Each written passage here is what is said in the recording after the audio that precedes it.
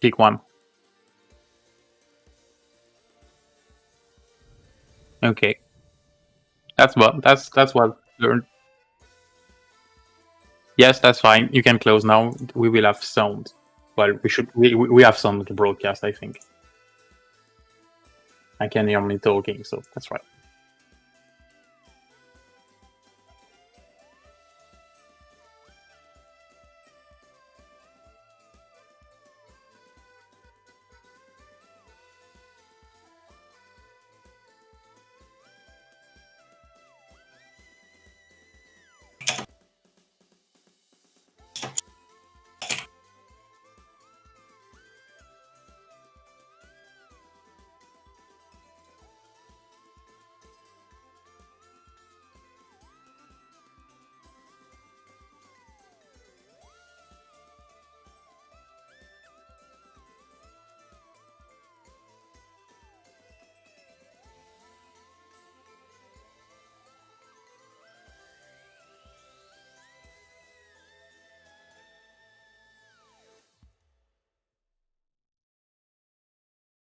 We're gonna get there, Ben. Don't worry. Pete, I think you can start the broadcast while he's typing everything. Tremendous. I am very loud on the broadcast, it has to be said. Whilst that's good for me and my ego, I don't think it's necessarily very good for the viewers.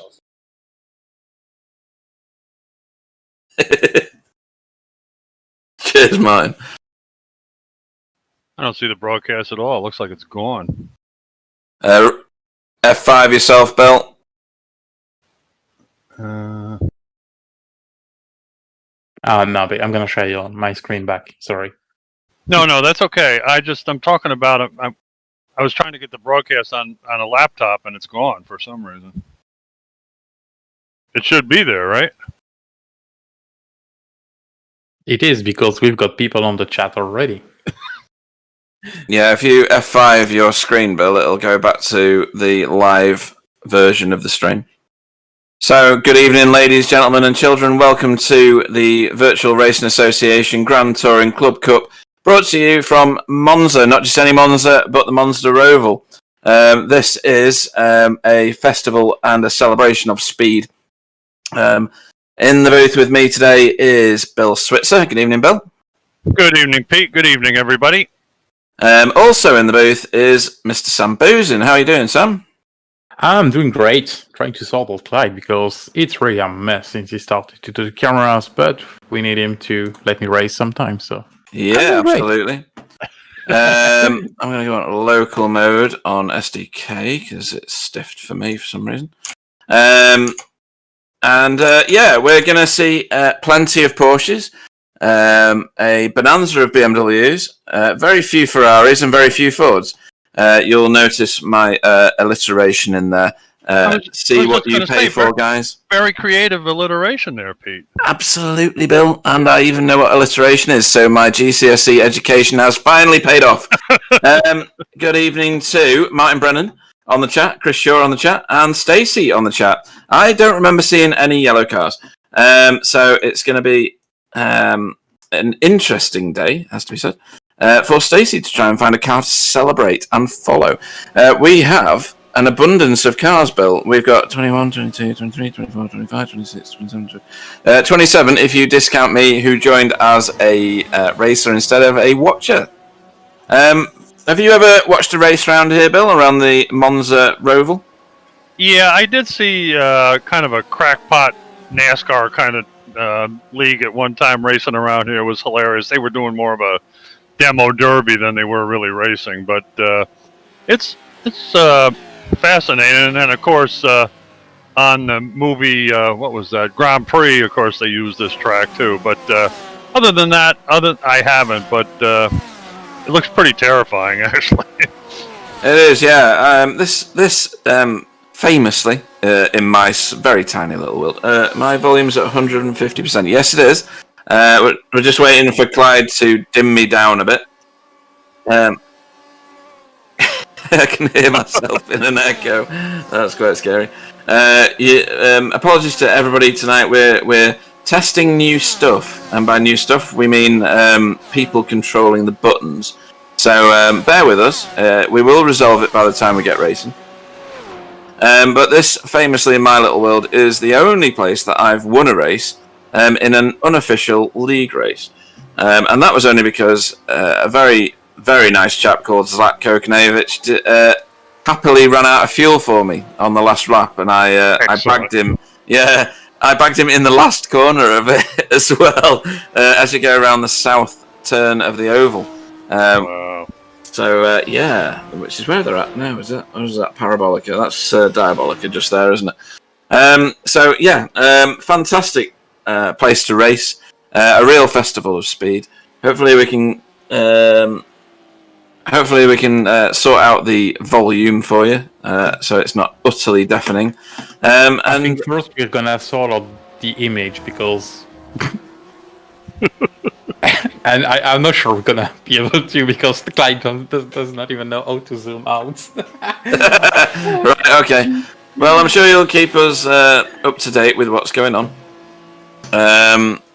So the main differences between this season and last season are the cars, obviously. Last season we were in GT3, and this season we're in GTE. It seems, Bill, like the Porsche has hands down popularity here. There's a few BMWs knocking about, one Ferrari, one Ford, everybody else is a Porsche. Yeah, I think as much as not my favorite car, but I think I would pick it too. It seems to have really good grunt. It seems to corner really well, and a little tricky to drive if you're a rear-wheel drive, front-engine type guy. But these things go like they're on fire. They are unbelievable how fast they are, and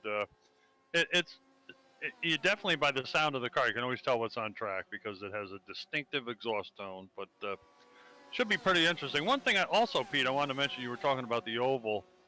I've kind of fooled around practicing going around this oval, and don't let it fool you. That thing is bumpier than hell too. Holy cow! It's not a smooth ride out there. No, it's a concrete oval, Bill, with sections of what you call asphalt or tarmac. That's right. So it's a very, very old oval as well. It was originally Ferrari's test track before they probably advanced to something else. Or is it still their test track? I'm not even sure. I don't think so. No. Yeah, I'm not sure either. But it is an iconic track nonetheless. Fantastically famous turns like Curva Grande, which is where Tyler and Ben are heading towards now at some rate of knots. Or is that a Lesmo? No, that's Curva Grande there. Then they'll head down this short straight here to Variante della Roggia, which is Canal Turn. Which is straight lined in this version of the track. Then Lesmo 1, which is where they're at here, which is another short straight into Lesmo 2. And then we end up heading down Curva del Seraglio, if that's the right pronunciation in Italian. That's what I'm doing. And then we head down to Variante, well, it's the Ascari turn, Variante Ascari. Taking lots of curb there is Adam Wright at the moment. I'm not sure what you can see on the stream at the moment. Oh yeah, you can see it. You're just on a bit of a zoomed in version of it. And we're staring at the back of... Wow, look at that. What a difference. One of the VTS cars. I think that was Stefan. And we're now currently behind who I think is Tyler, but I'm not sure at the moment. It is. Tyler knew it, yeah. Leading the way down through what is the inside of Parabolica, and onto the oval again. I think this is. Yeah.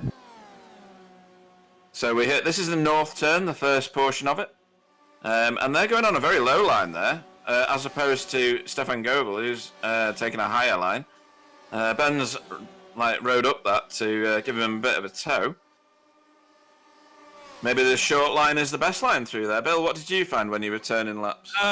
Well, I forget what I was practicing. I think it was a V8 supercar, so it's not a very good judge. But I found up high it was very easy. It seemed to be kind of loose up there. You hit that little tiny guardrail a lot up there when you're up there. At least that was me anyway. But I'm not very good at this stuff.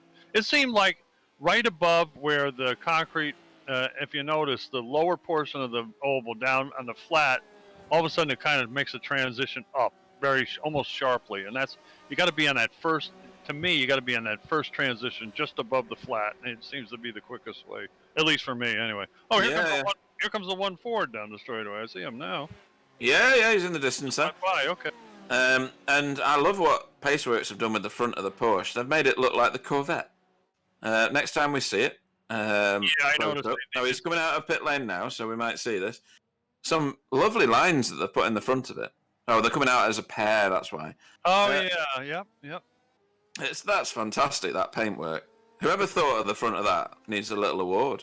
They put the swoopy-doop down things on it, make it look like the Vet. You're right. Yeah, I really like that. I think the Paceworks boys, or whoever their artist is, has done a fantastic job with that paint. Yeah. So, everything's reset. This is Media Day, guys. So, this doesn't contribute. What is very reassuring is, when you do Media Day normally, you don't get very many people turn up, because, to be fair, there's nothing to race for. Apart from maybe the bragging rights. But we have got a lot of cars in here. We've got like 27 cars. Which is better than I've seen for a lot of media days. Some teams have turned up in great numbers. So VTS are here. BSTV are here. Who's that? Asymmetric are here. And Result are here. And that is Ralph Cullinan, just parked at the side of the road, taking in the Italian scenery. You got some from Dutchies too. Oh, there's Dutchies here. That must be Martin Verschluven. Yeah. Excellent. So, yeah, great turnout, Bill. Do you think there's going to be an order to play here, or is it going to be Porsches dominate everything, or can Chris Shaw or Stuart Dick find that speed to get on top of them? Good question, Pete. I didn't bring my crystal ball today, but I think we got a pretty good shot that a Porsche is going to win. I mean, we just in raw numbers we have a lot of them, so and very good chauffeurs inside of them too. You got Ty Simons and who's his partner there? I can never think of it. Oh, darn it. Jonathan Foote. That's right, Jonathan Foote. And then of course we got the VTS guys who are more about a team than anything. But I watched them going around in practice. They looked like they were making pretty good time. So it'll be pretty interesting. I'll tell you. I'm glad to see a lot of guys out for media day as well, because we've had some of them that have been very disappointing when it should be supposed to be a spectacle and it's supposed to be a stage for these guys. What's up and coming for the rest of the year. So the guys that don't show up, obviously people have reasons sometimes, but just because the points don't count or whatever, it's disappointing at best. But it looks like a good show today. Yeah, absolutely. Ben Cullinan is so confident he's going to win tonight. He's not even on track at the minute.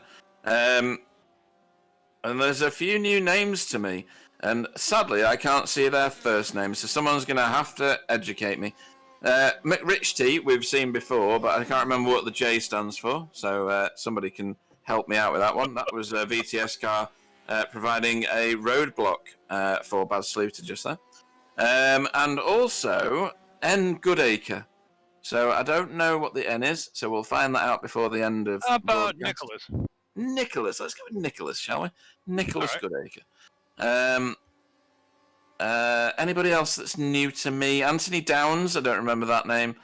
So welcome to Anthony racing with us.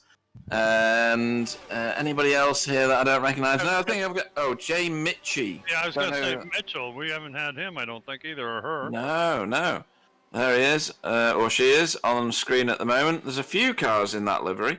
So that must be a very registered team. I'm trying to see what it says on the side before I embarrass myself terribly when somebody tells me how obvious it is. And hopefully all the sound is nicely balanced now. So anybody... Oh, my name is James. Now, the only problem, James, is we've got a J Mitch and a J Rich T. Oh, boy. Clive's just told me that that's the default livery, the red, white, and blue. Oh, okay. So that's teams that are so new, they haven't organised themselves a livery just yet. Hopefully by the time we get racing in anger, they'll have themselves a nice swanky livery with lots of sponsors that'll pay them lots of wages. So we'll have to see what happens with that one. And apparently I was the only guy that couldn't figure out the German engineering version of the paint pack, but finally figured it out. Hopefully next week it'll go better. No, I've got them all loaded up, so that worked out quite nicely. Ben says he's seen so many deaths at the chicane that he's waiting. All right then, fair enough. Boy, I'll tell you, where that one chicane they took out, where these guys are headed for now. Oh, it's like Kamikaze Alley through there. I'll tell you. Yeah, it's Canal Turn. So if we get the chance to go on board with somebody, there's two points at which you can die very quickly. One is the left-hand bumper or curb. Now, that pitches you up. It doesn't shoot you out wide. It makes your car over-rotate into the left-hand wall. If you don't manage to end up in that situation and you get through fairly safely, there is a lovely 1X and a slowdown on the right-hand side for you. Just in case you thought you got away with it the first time. So a slowdown, huh? Yeah. Very fast, yeah. Oh, that was a bit tasty coming through there from Jay Mitchie. And we're on board with Jay. That's his name now. It says Joseph Mitchell. Oh, Joseph Mitchell. Oh, you got Joseph, have you? That's good. That answers that one. So that means that James is McRich T. Okay.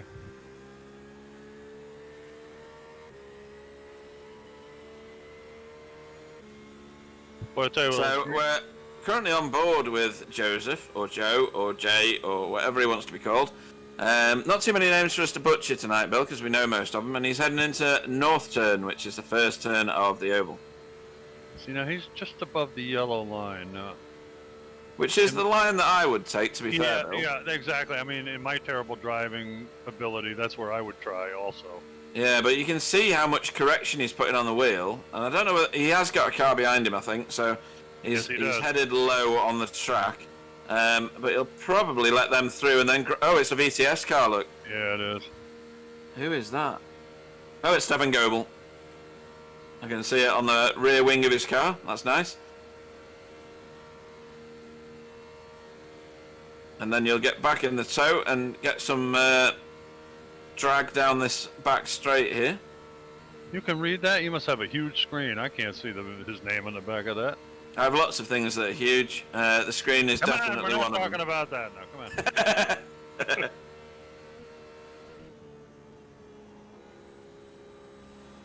So we've got, what have we got? We've only got a couple of minutes of qualifying left, so we better run through the field.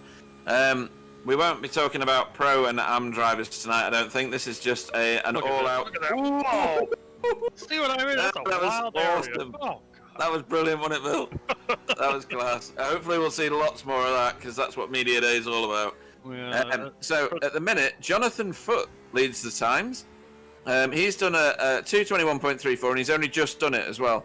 Ty Simons, we expect to be at the top, to be fair. He is currently in second place. Marcus Bletz for VTS, Germany in third. Chris Shaw is in fourth. And then Marco Lower is in fifth. Now, Chris Shaw, is he in BSTV livery? I wonder if he is. But he's a member of the BSTV racing team. He is, yeah. I'm wondering which ones have turned up tonight. And Stuart Dick's here. How nice. He's in sixth. Yeah, and he's in a Corvette. He's the only one in a Corvette. Oh, is he? So wow. It'll be fascinating. He's got a fast time as well, so that'll be fascinating to see how fast he can compete with, how much he can compete with the Porsches. Yeah, we'll go Tyler Newitt in seventh, and I can't see what's that say? Anthony Downs, that is. Okay, that's in red. I can't read it very well. My night vision is going. Okay, and there's Jay McIntyre, Adam Wright, Martin Bashluben, Bashluder,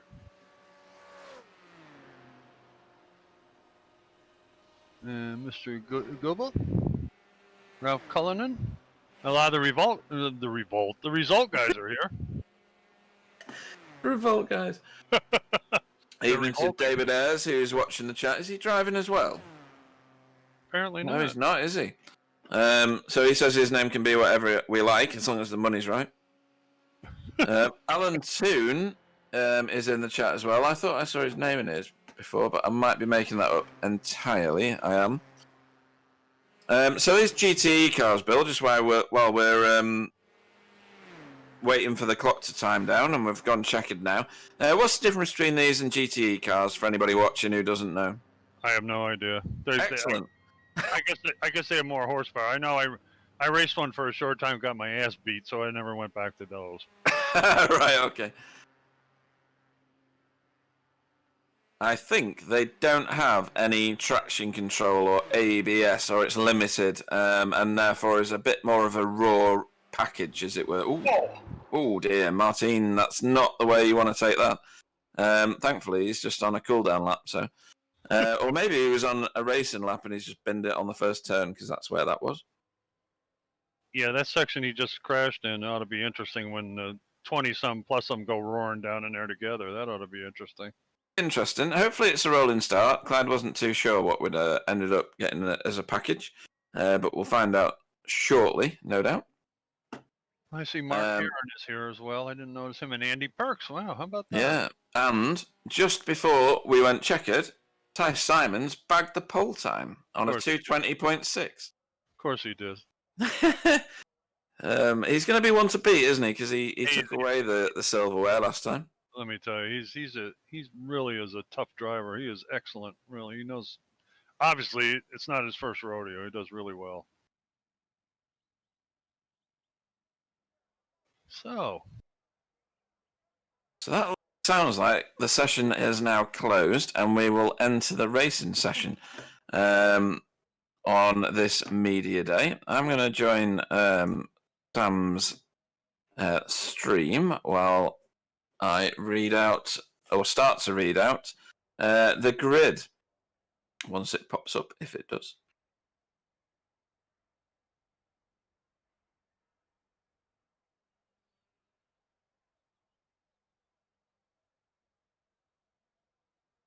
it must be Mark Heron's car. Martin Vishleven says, you can only win this in the first corner. That's the best attitude to have. Oh dear. Sam's in wind-up mode at the minute. Are we still zoomed in on this picture? I think we are on the stream. I'm not sure. No, I don't think so. I think it's a featured camera of racing. Oh, jeez. Look at my stream. Look at... Sam's currently got an official and a fire extinguisher on the stream, so that's good. One of the course marshals. That's very funny. Oh, jeez. I'm racing, and it's the default camera. That's... Let's just not talk about it. Good evening, or good morning, or whatever, to Wayne Sanderson on the chat. David Ayres says, does the picture need zooming out? Because he can't see the leaderboard position numbers. What the heck's going on here? So we have now tripped across into the race session, and your pole man for tonight will be Ty Simons for Paceworks Esport. His teammate Jonathan Foote will go off second. Marcus Bletz will go off third for VTS Red. Chris Shaw will go off fourth for BSTV Esports Green. Tyler Newitt, his teammate, will go off fifth. Marco Lewert, VTS Red, will go off sixth. Stuart Dick for Asymmetric will go off seventh. To Anthony Downs, I don't know whether that's Tony Downs or Anthony Downs, but we'll go with Anthony for now. We'll go off eighth for AM Symmetric. James McRichty will go off for Asymmetric ninth. Tom Sluter for Dutchess Esports will go off 10th. Adam Wright for BSTV Esports Yellow will go off 11th. And Martin Verschluven will go off 12th. Over to you, Bill. Bash Sluter in 13th. Stefan Goebbel 14th. Ralph Cullinan 15th. Mark Heron in 16th. And Pie Man Carl Hardy in 17th. Paul Burgess 18th. Andy Perks 19th, sorry. 20 is Simon Chester, 15th, 21st, 15th. I'm all right. 21st is Frank T-Bosch. 22nd is somebody Jacobson. Andy Jacob? No. Andrew? No, I don't know. I'm sorry. Anthony. Jacobson. And 23rd is Nicholas Goodacre. 24th, wait a minute, James Michi. 25th is Ben Cullen. 26th, Abdul Al Amri. 27th, Yaz Samai.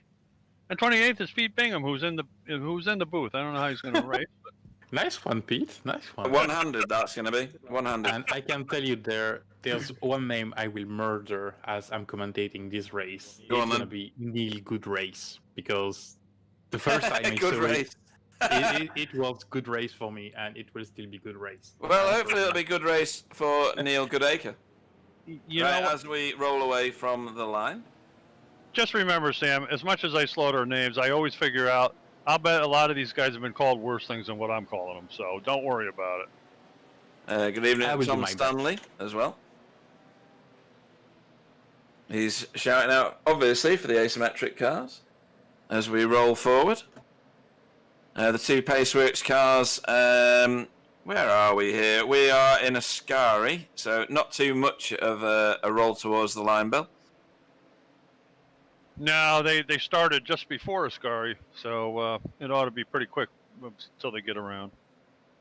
Just a reminder, after I got advised of the situation, the ones in red, white and blue is the BSTV standard logo, paint scheme, for anybody who's not sent in or designed a paint scheme for their cars yet. This is Media Day, so it's time for people just to test out and oil all the cogs and make sure they've got decent setups and give their competitors a little run for their money or a taste of what they've got coming up.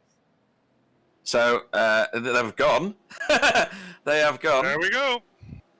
That was early, it has to be said. I like the fog. I do. I think the fog's excellent. Yeah. For the guys at home, all the cars are on the track. I can't tell you where. Oh, there you go. They're heading for the oval right now. They are. They're heading for North Turn. I do like Monza. Eat your heart out, NASCAR. Watch this. Yeah. And this is probably one of the fastest tracks on the planet, I would think. Boy, they are screaming around there. Yeah. And that is the sole Ferrari of Chris Shaw in third place there. He's already up a position. And Stuart Dick's in the one Corvette too, correct? Yeah. Yeah, that's right.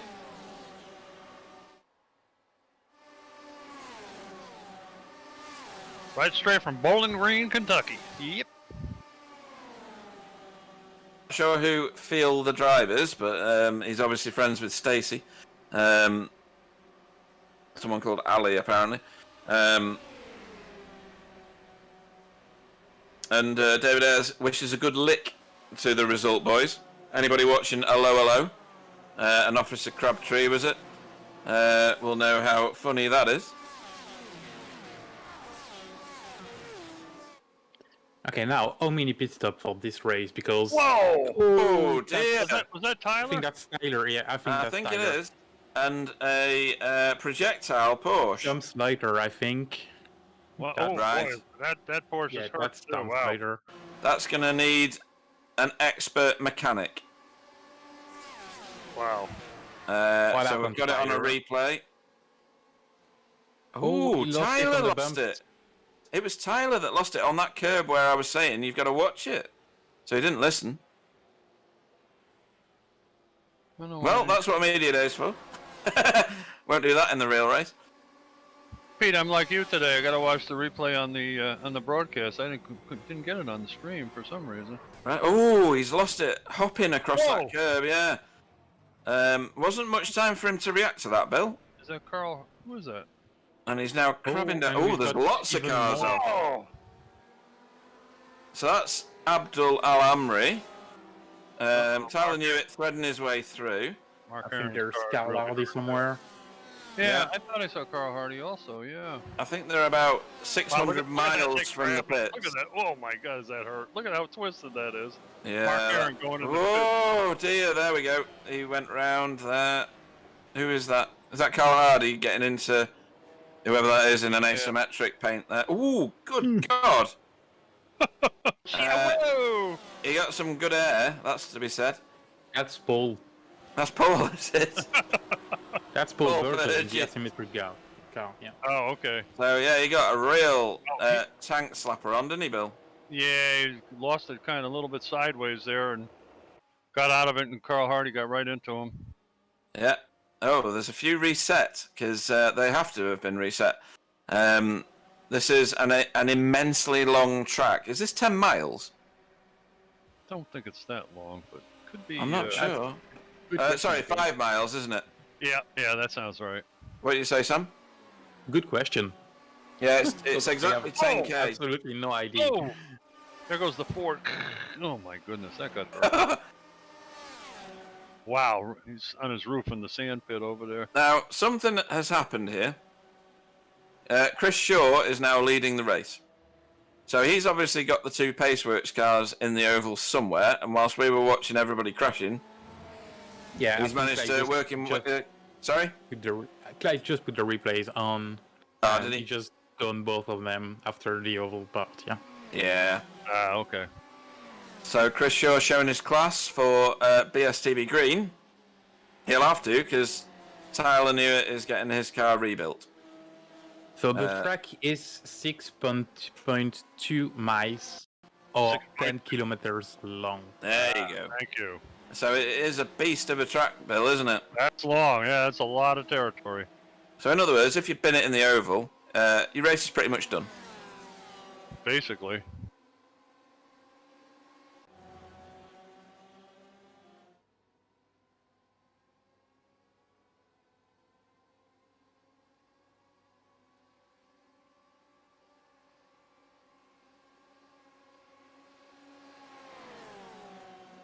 So here we go, back into North Oval. So chances are these 3 are going to break away now because it's hard to catch people around this track, isn't it, Bill? Once they've got slipstream on one another. Yeah, there's not a heck of a lot of slowdown areas unless you really kind of lose it. You know, it's hard to catch up. Or I guess you could probably try to put 2 or 3 guys together and try to draft your way up there, but. I don't think, all these guys they're in it for themselves, really. Yeah, and if you look at the timing screens, Bill, the next 2 cars behind these 3 are Marcus Bletz and Marco Loert from BTS. There you what go. are they driving now? They're BTS Red, Porsche, aren't they? Porsches. Yeah, and they'll be able to slipstream one another and probably bump draft one another.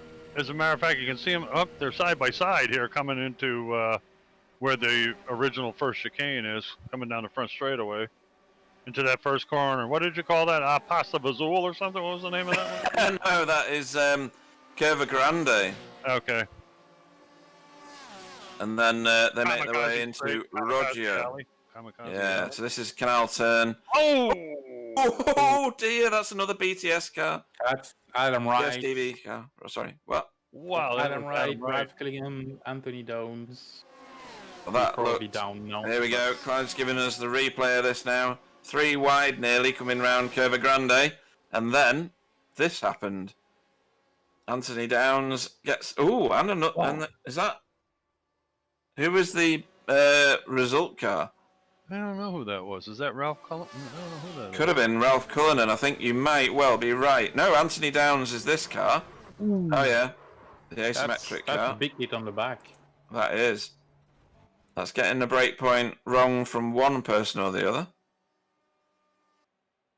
I think the asymmetric, not the asymmetric, sorry, the result guy is probably Ralph.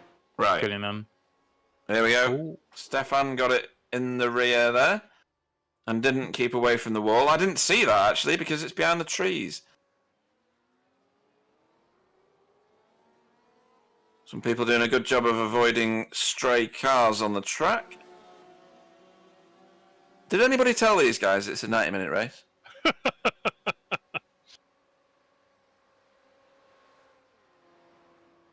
David Ayres on the chat, giving us a good euphemism for what he's been doing, which is he was licking the gravy from Carl's pies. I don't want to know anything about that. No more information needed. Yes, Stacey, this track is insane. These corners are lethal. It takes a very talented person to get around this track without absolutely mincing the car.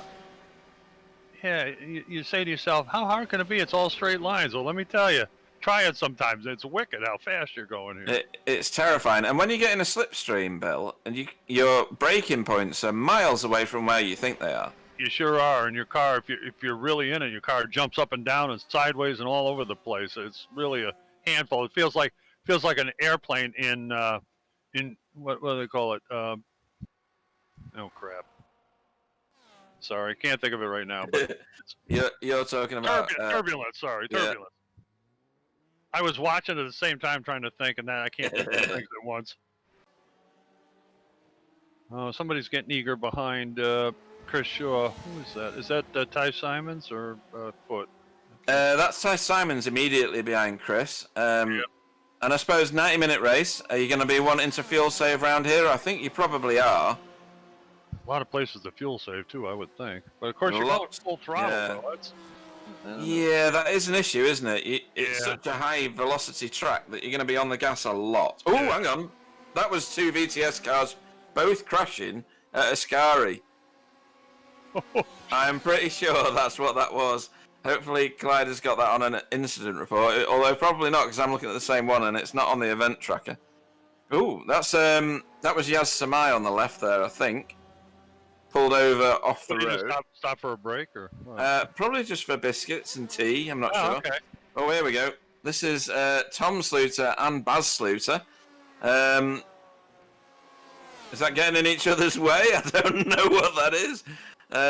They should be lying stern, but they're not. There we go. They sorted themselves out now. And honestly, that looks simple. That it is still a chicane, isn't it, Bill? But it's like a massive open chicane. It is so lethal.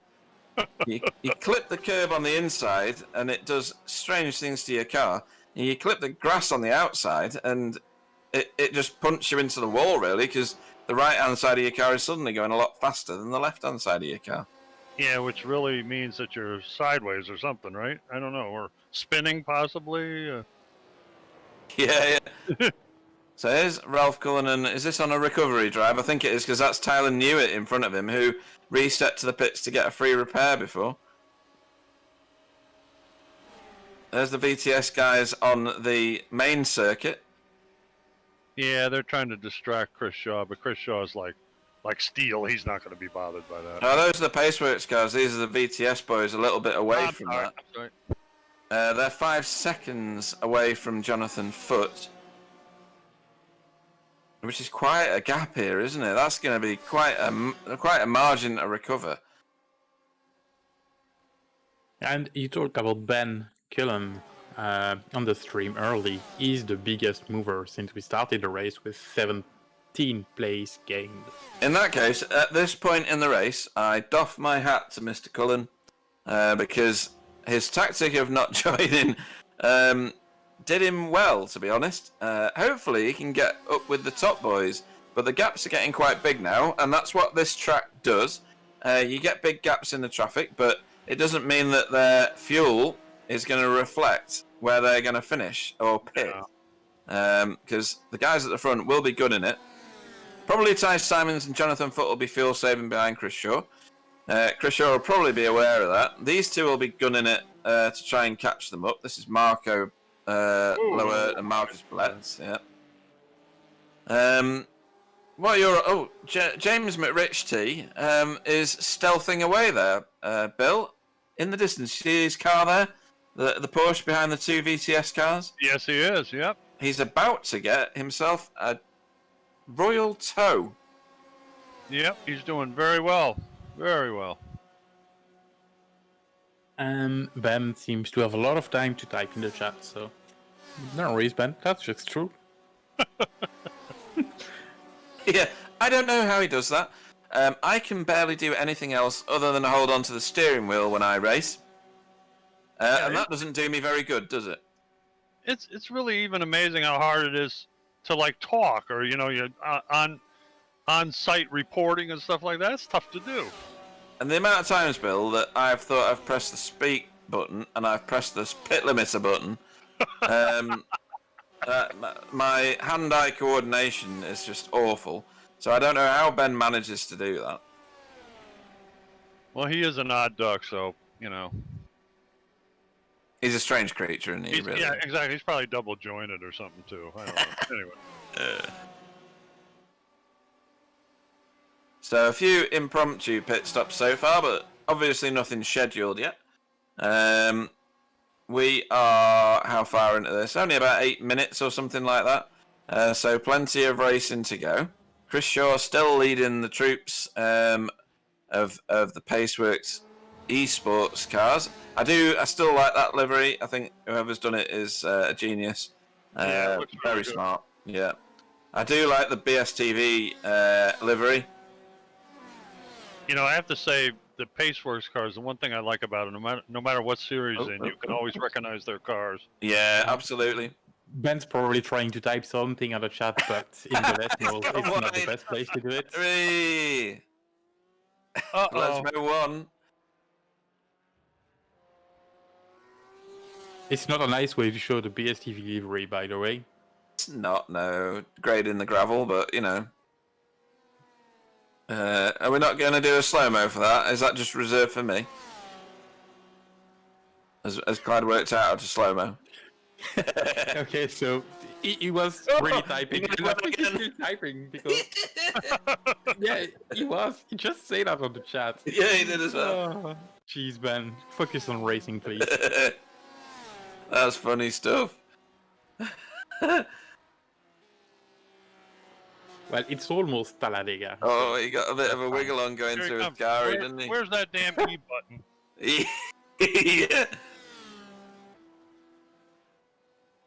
Yeah.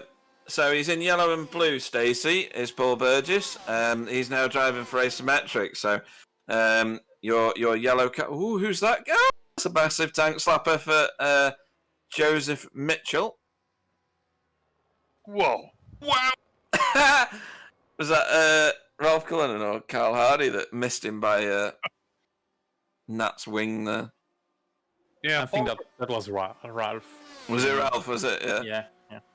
Paul Burgess's paint scheme kind of looks like a racing team we have in America, Turner Motorsports. They race BMWs. So here he is on screen now. You're right, Bill. I'm sorry? You're right about Turner Motorsports. Yep. It does look like it. Is that Ann Perks in front of him, isn't it? Yeah. Yeah. Well, our rare Ferrari is still leading. That's pretty interesting. But I have a feeling, though, Pete and Sam, I think Paceworks really has no need to pass him at this point, to be perfectly honest. I agree with you, actually. They will probably sit there fuel saving. It's the first stint of this race. We're watching Frank T. Bosch at the minute. We're not sure why.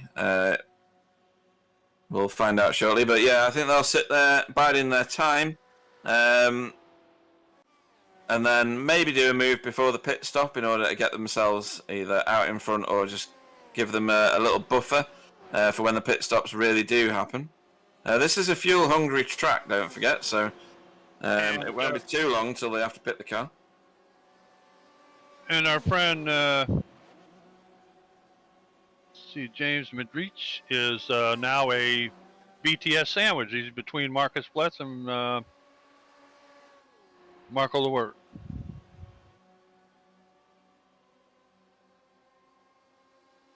I think that's a question for you there, Sam. Or is that for Clyde? And that's for Clyde, because I'm not handling SDK.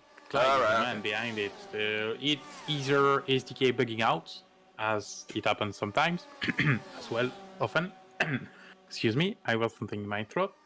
Or I don't know what it is. That's where it happens sometimes. It never happened to me, but it seems to happen to a few people. So.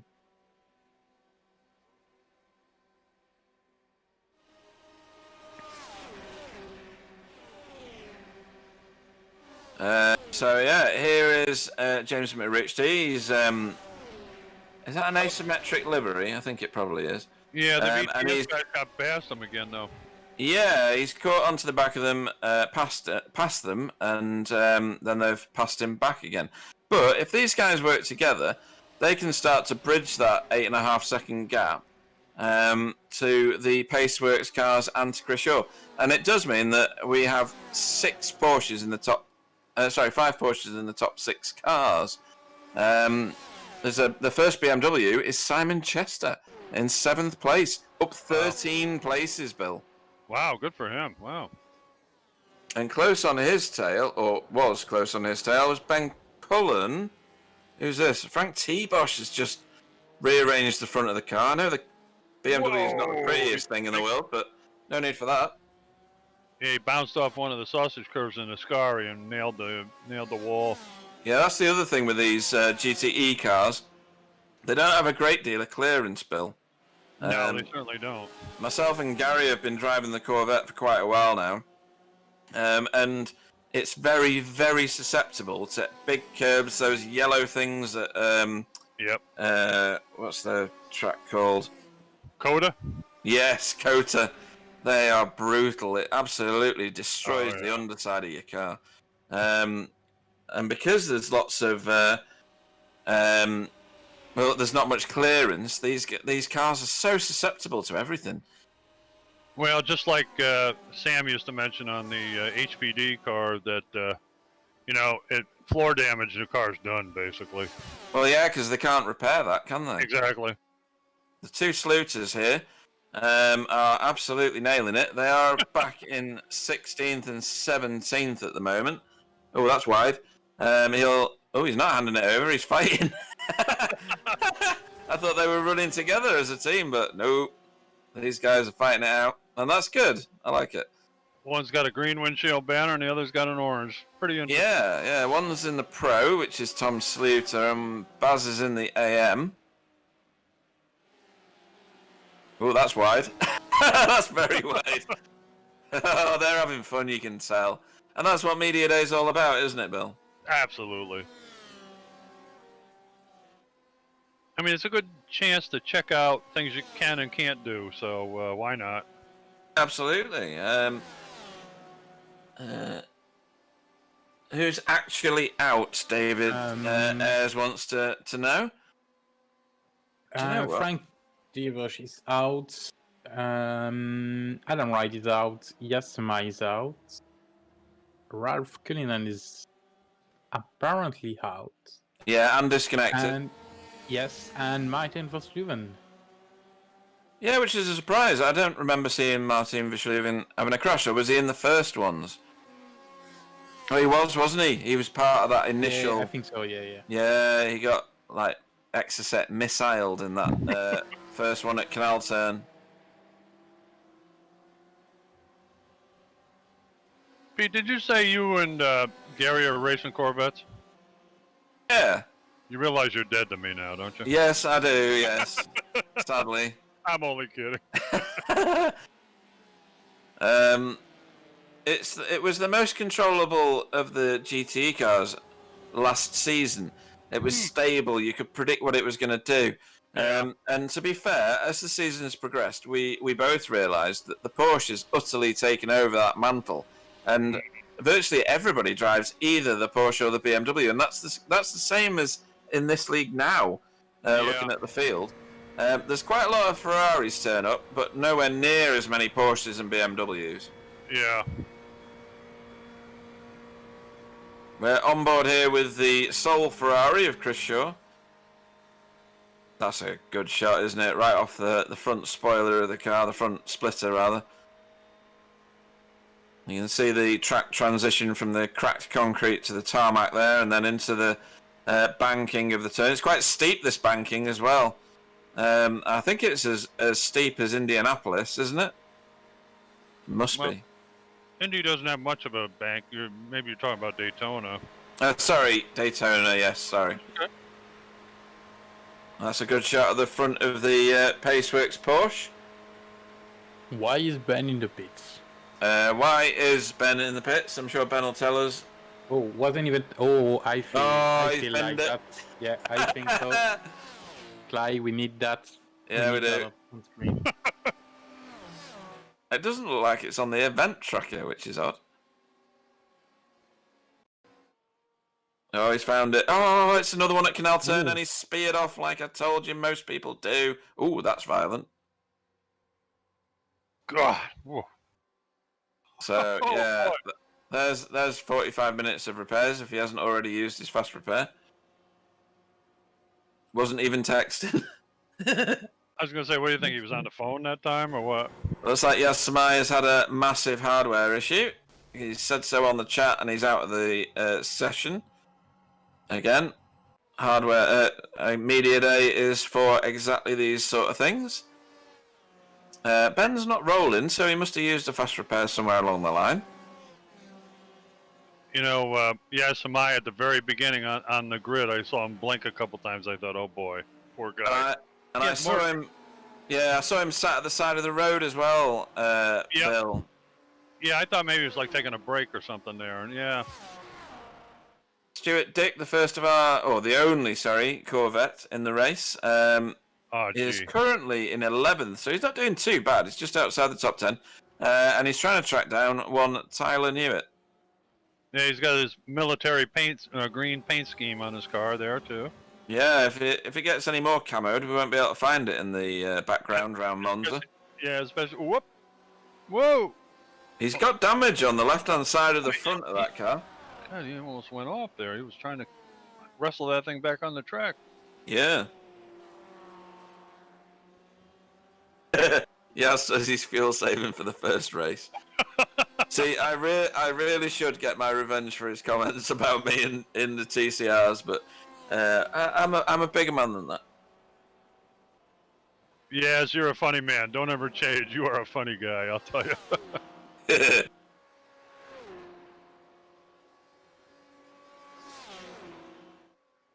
Ben says he was 2 laps from pitting for fuel and turned his fast repair off and didn't turn it back on in time. So he's having to sit for, 46 minutes of repairs. God. It's a good job it's a 90-minute race. Yeah, really. Now, this is Chris Shaw with Ty Simons in close company, but Jonathan Foote is not. Yeah, he's kind of falling back a little bit. I've noticed that. I don't know what's going on there, but maybe he's fuel saving even more. I don't. Oh, he just nailed the guardrail behind him. Oh, are you joking? Yeah, nope. He's not in view. Coming out of what are those? Lesmo 2. Yeah, Lesmo, yeah.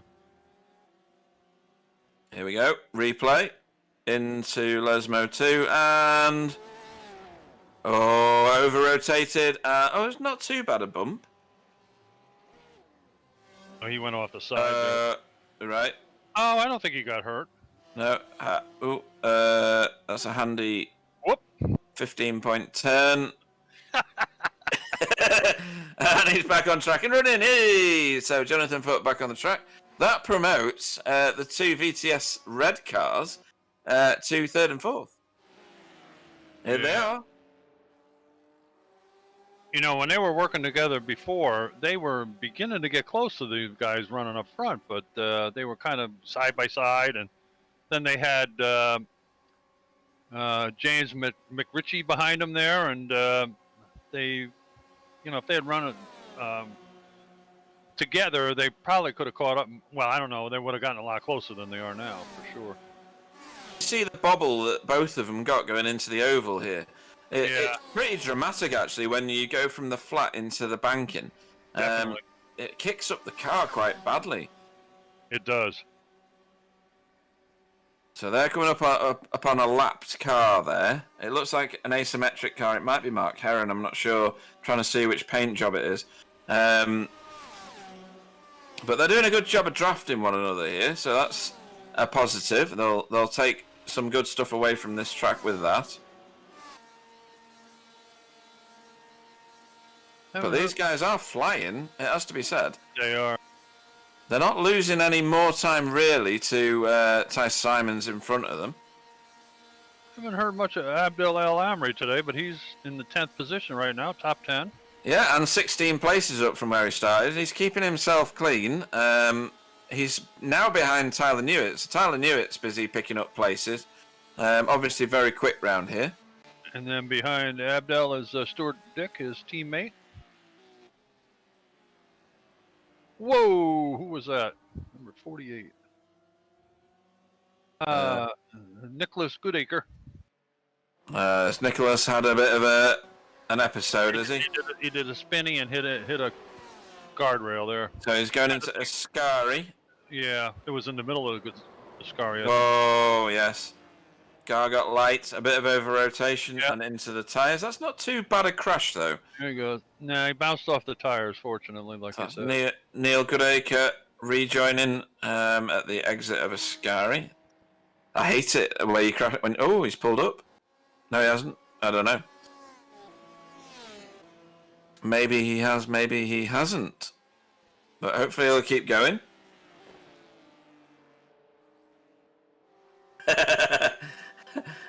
Ben says it's very toxic in the BSTV Discord. That's class. That's funny.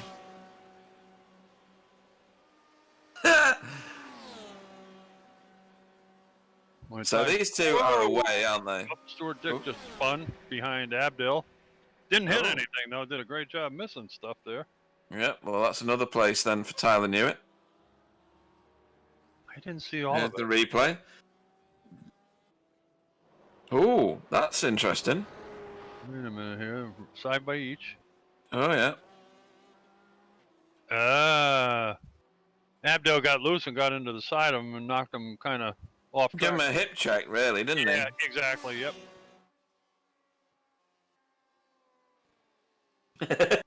Martin Vlesluven says, things that I've learned learned about the Ford tonight, it's not great on its roof.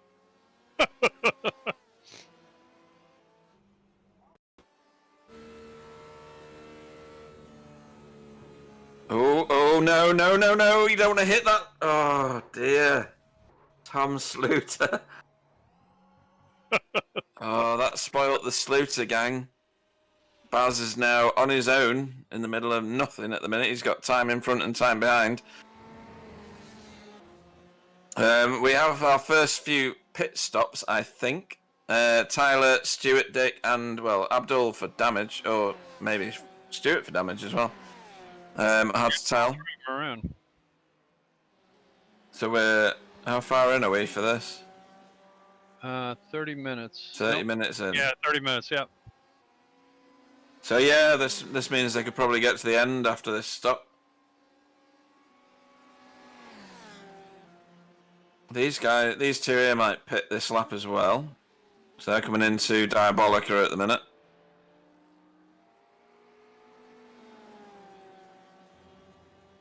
They look like they've got the line for... Oh, no.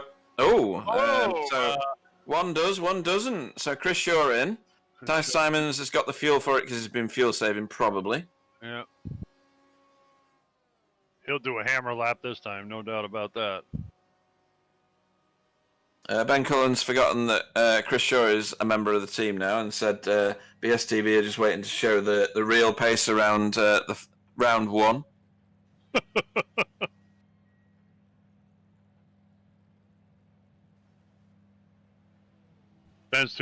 Ben's been too busy typing. He didn't realize. Yeah. Was that Marcus Lower that just appeared?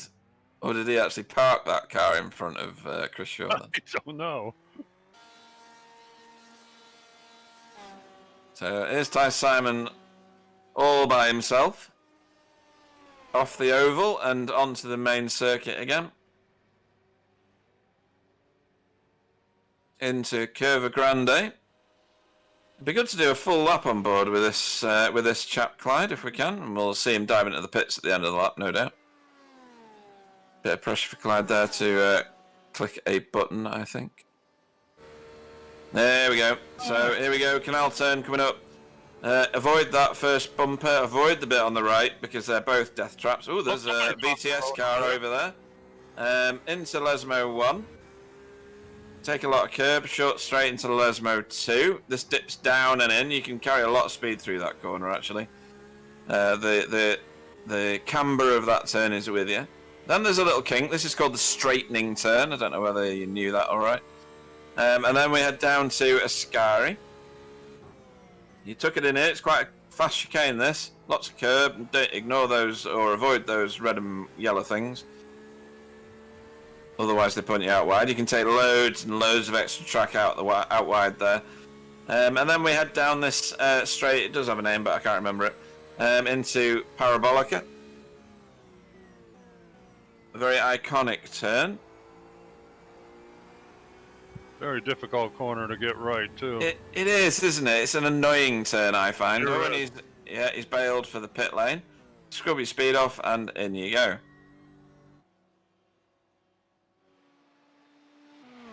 And there's Chris Shaw. Already pitted into Ascari now, so it'll be interesting to see what the delta is between these two once they've both pitted. For sure.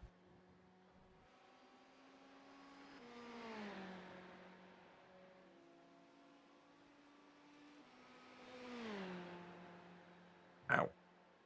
But yeah, I just ended up punching my own wheel because I have no spatial awareness at all. James McRichty is on the chat. So, hi.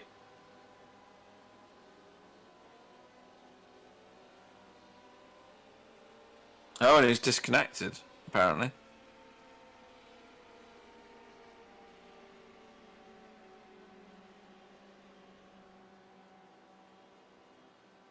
Oh no, it's Joseph Mitchell, isn't it? Joseph Mitchell's disconnected, as has Tom Sluter and Mark Heron. So we've lost quite a few cars. Wow. Sadly.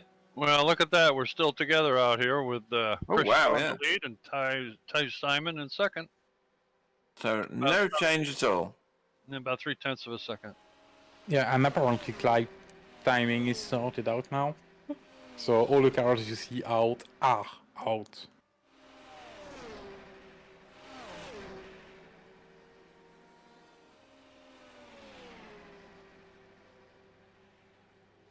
One lone Ferrari leading the field in front of a bunch of Porsches and then a couple BMWs. Says a lot for Ferrari and for Chris Shaw, to be honest, because he is the lone Ferrari sat out front leading the field. Hopefully that means more people will switch to the Ferrari. Yeah, it'd be nice to be better balanced, you know. Yeah. Car-wise, definitely.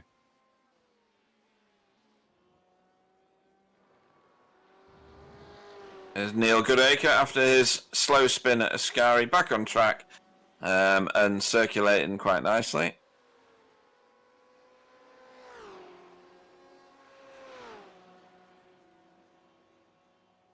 Anthony Downs here with Paul Burgess in close company. Both asymmetric cars. It's quite a nice paint job on the Porsche. It really is. It's very different.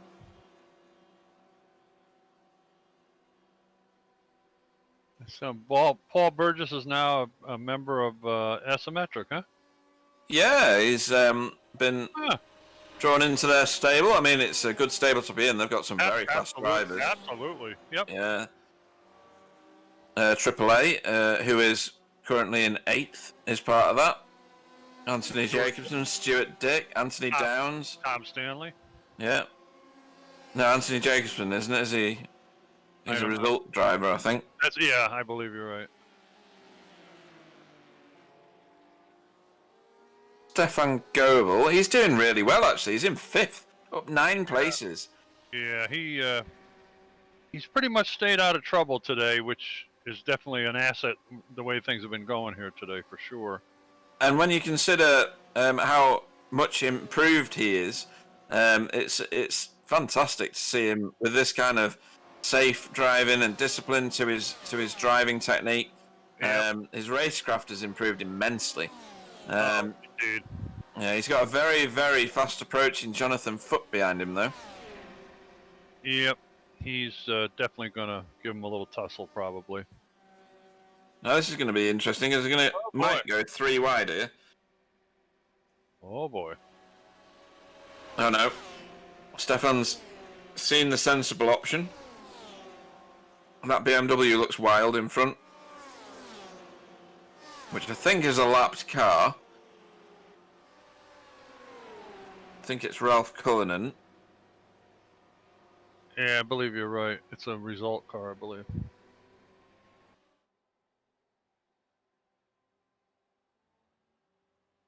Martin Brennan says he might have got a decent result in this one. Or not.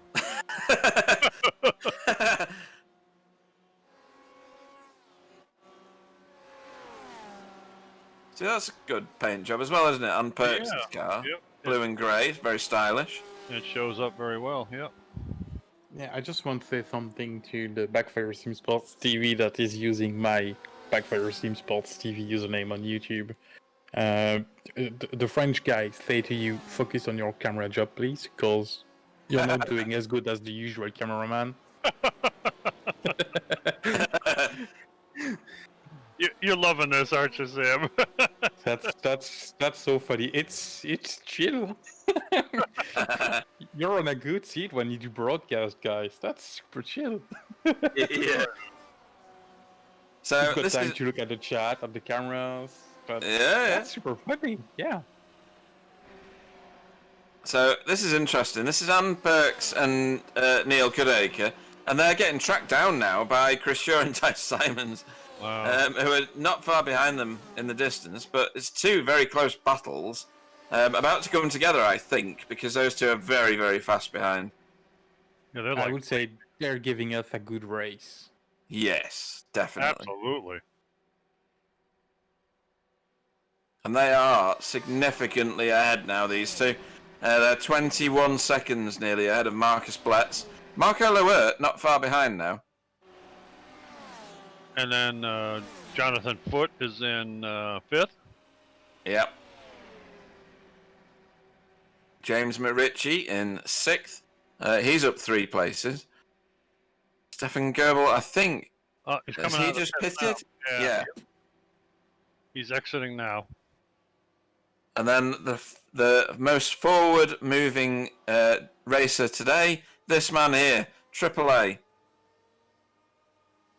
Already been in on lap 12 and doing some really good lap times. He's just done his fastest lap of the race, 2:23.5, and he's up 18 places from his start position.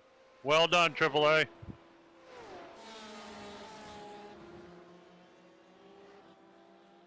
Keep it steady, mate. Somebody else who needs a mention is Simon Chester. Usually a slow burner, as it were. Up 11 places from the start.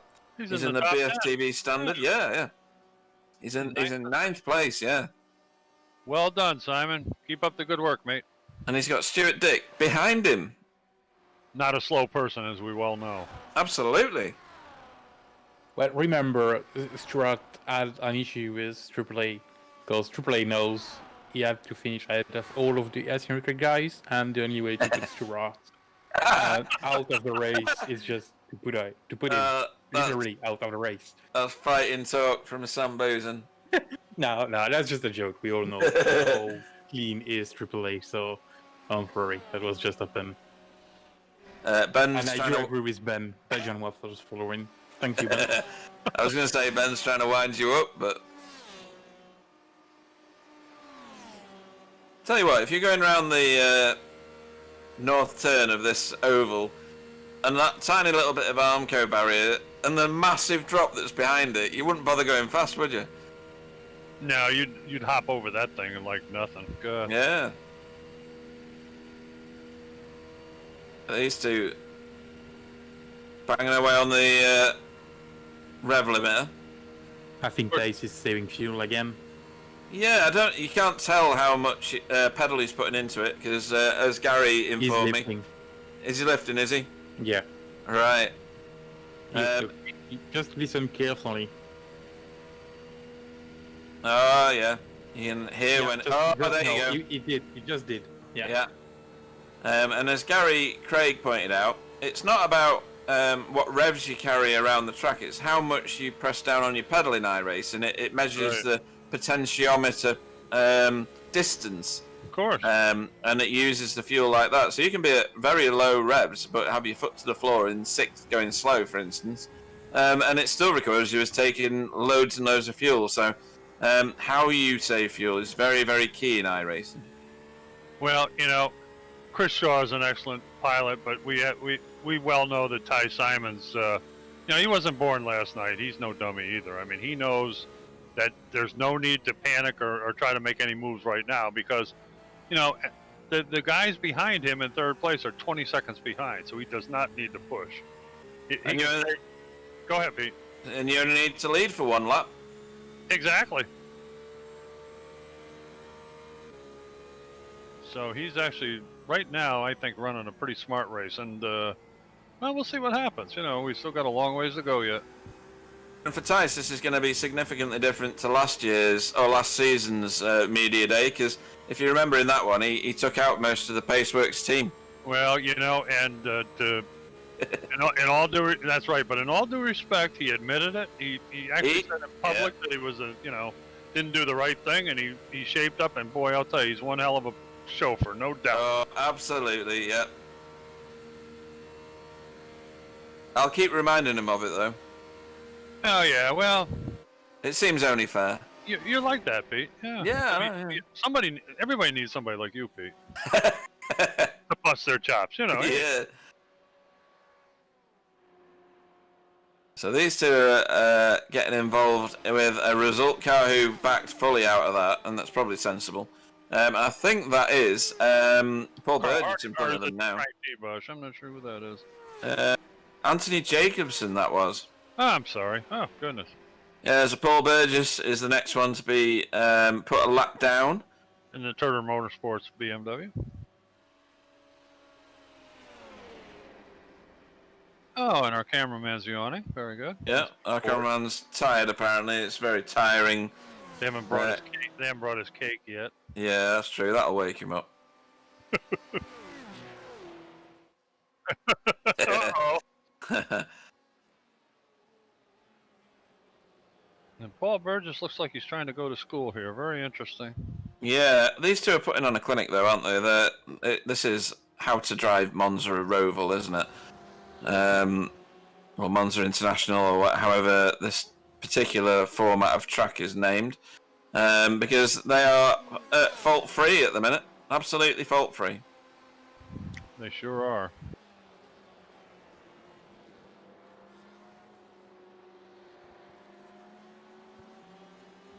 And Paul Burgess, the smart guy he is, he's going to school on these guys, seeing what they're doing. Very good. Yeah, and it shows the caliber of these two. They're pulling away from him, and he's not a slouch. No, not at all.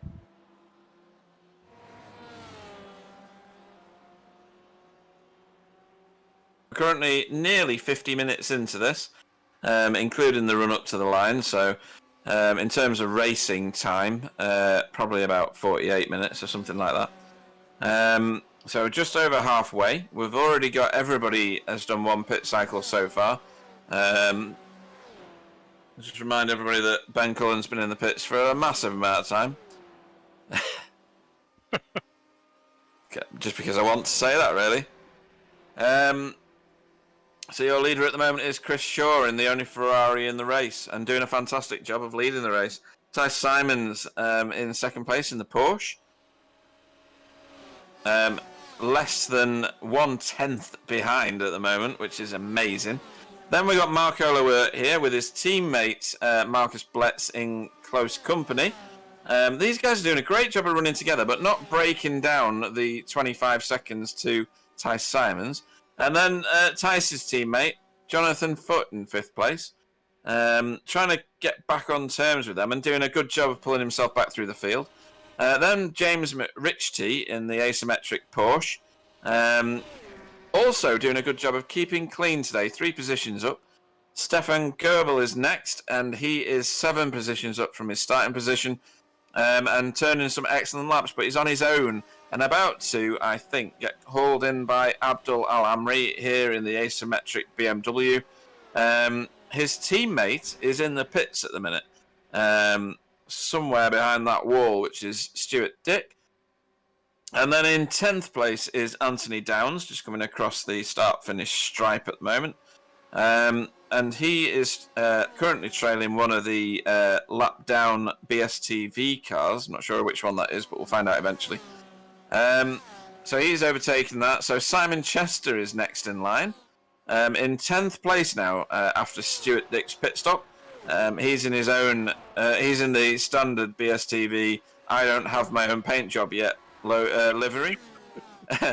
And then Baz Sluter in 12th place. Nowhere near his teammate and is clearly a relative, because you can't have two people called Sluter in the same race and not have them related. Because Tom Sluter is now out of the race after having a very sizable crash. Some way back from him, a good 7 seconds, is Carl Hardy in the result Porsche.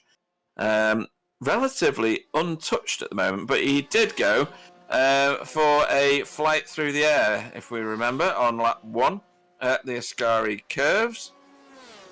And then behind him is Paul Burgess in the blue and yellow Stacey-sponsored asymmetric BMW. He's back from where he started because he was also in incidents. Andy Perks, in the asymmetric Porsche is behind him. And Anthony Jacobson behind him in another Porsche, because they're nearly all Porsches. Still on the lead lap is Neil Goodacre in the BMW. I'm not sure which team he's with because I can't be asked to go and look. But he's doing a great job of staying damage-free. Frank T-Bosch is behind him, laps down and still turning though, so it's good practice for him. These are GTE cars, not what they used to. They used to GTE cars, TCRs and GT4s, these guys generally. Adam Wright was the BSTV Porsche that I couldn't figure out who it was. He started a lot higher up than he is now, as did this man, who is currently grading the gravel at one of the Lesmos. I think that's Lesmo 2, looking at that. Trying to rejoin as safely as possible, but looks like he's got a nicely bent-up, redesigned Porsche. Everybody else is out. I think he's just doing donuts in the dirt, isn't he, Bill? Oh, we're getting a slow-mo. Oh, this is going to be good. A reverse slow-mo. Who knew? Oh, now, the incident that caused the damage was clearly before that point. Looks like the cameraman having some troubles. I think so, yeah. We're going to stay with it, because A, it's finally crashing, and B, it's funny. Oh, here we go. Oh, no, it's going to be before this as well. Yeah, I think that car is not racing anymore. Oh, jeez. That's a very unhappy Porsche. That Porsche can only turn right now. Lost it at the chicane. Is that right? Oh, he did. There we go. Oh! You see, this is why I do the cameras usually. Isn't that a replay of what Tyler did on lap 1? It almost looked like, so yeah. I think it was, you know.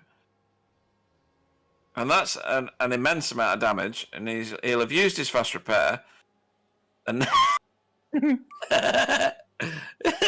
oh, that's good. He's up in the air now. That's not going to go anywhere. That's a reset. Right, that was funny. Anyway.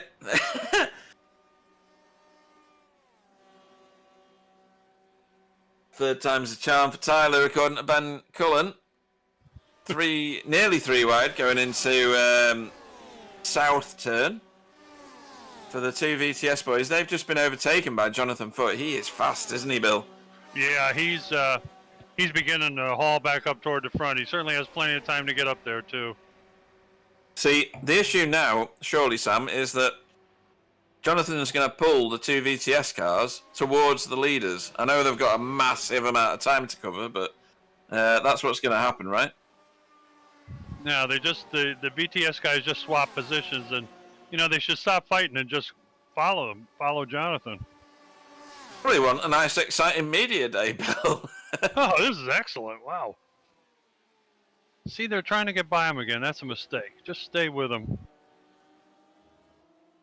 He is so quick.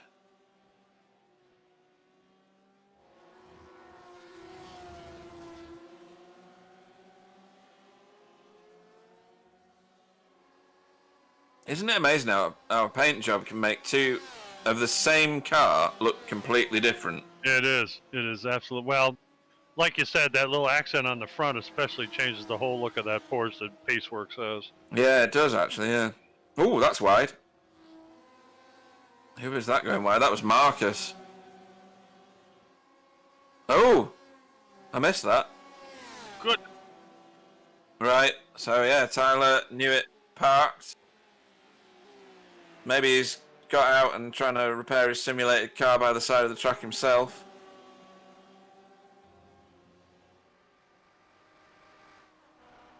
I mean, that's a good shot, isn't it? Of cars coming round the oval at the same time as cars coming down the start-finish straight. Yeah. Was really funny. About 10 or 15 minutes ago, the two BTS Marcus Bletz and Marco Levert were coming down by the pits, and Stefan Goebbel was right alongside him on the other side of the track. That was pretty cool. Yeah. I love what they've done with their paints, with the purple, the red, and the yellow for Stefan. I think that's excellent. It gives them a chance to stand out from each other, as well as be part of the same team. I'll tell you, we've had these boys in a couple different leagues, and their paint jobs are always sensational. They're really very good. I'm surprised the VTS USA cars aren't in here. Yeah. Oh, right, okay. Oh, that's a shame. They're fast, too. They are, yeah. Especially Jeremiah McClintock. He's really fast, that guy. Absolutely brilliant. So these are the two cleanest cars on track, I think. And leading the way. Chris Shaw's got a little tiny bit of a gap. 0.4 of a second, 0.5 of a second. It soon disappears, though, as soon as he gets onto a straight bit. Because Ty Simons just reels him in. There's Tyler's car burning in the background. I guess he's abandoned his vehicle. Yeah. Oh. There we go. Oh, the same place as a lot of other people. Oh, no. Made it through the dangerous zone and into Lesmo 1. Going a little running wide, yeah. And into the inside wall. Ouch. That's pretty terminal, that. That hurt. That was square on for Anthony Jacobson. It stunned him a little, that's why he still sat there. So he's trying to drive it away. He's going to, too. Away again, but that's going to handle like a pig now. Hopefully he can get it back to the pits.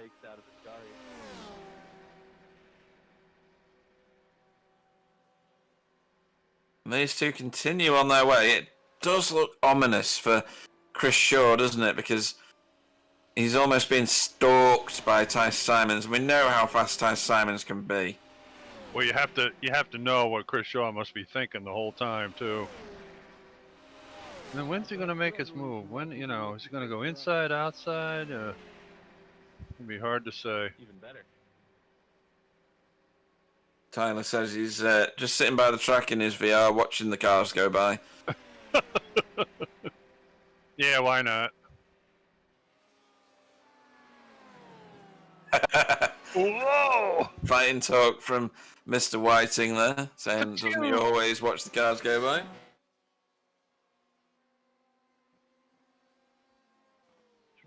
Not audible. I have to get a drum set here in the studio, so every time Clyde goes one of those, it can go ba-dum, tsh. Yeah. Sound bites. So apparently Tyler is watching the cars go by in his VR headsets. Yeah, just said that, Yeah. That's funny. Awesome, Tyler. How does this look? Have a look. Bit of grading at Lesmo 2. Make sure your golf ball doesn't get caught in any of that. He didn't slow down too much through there.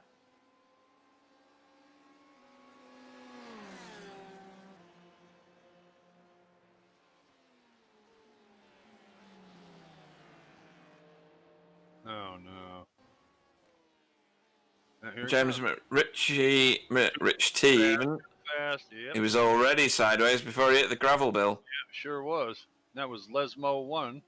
It was. He's back on safe though, so that's good. Oh shit. Lesmo 2. Yeah. He tried for a replay. Hopefully he doesn't spear off into the right-hand wall. Oh, not too bad. Nope.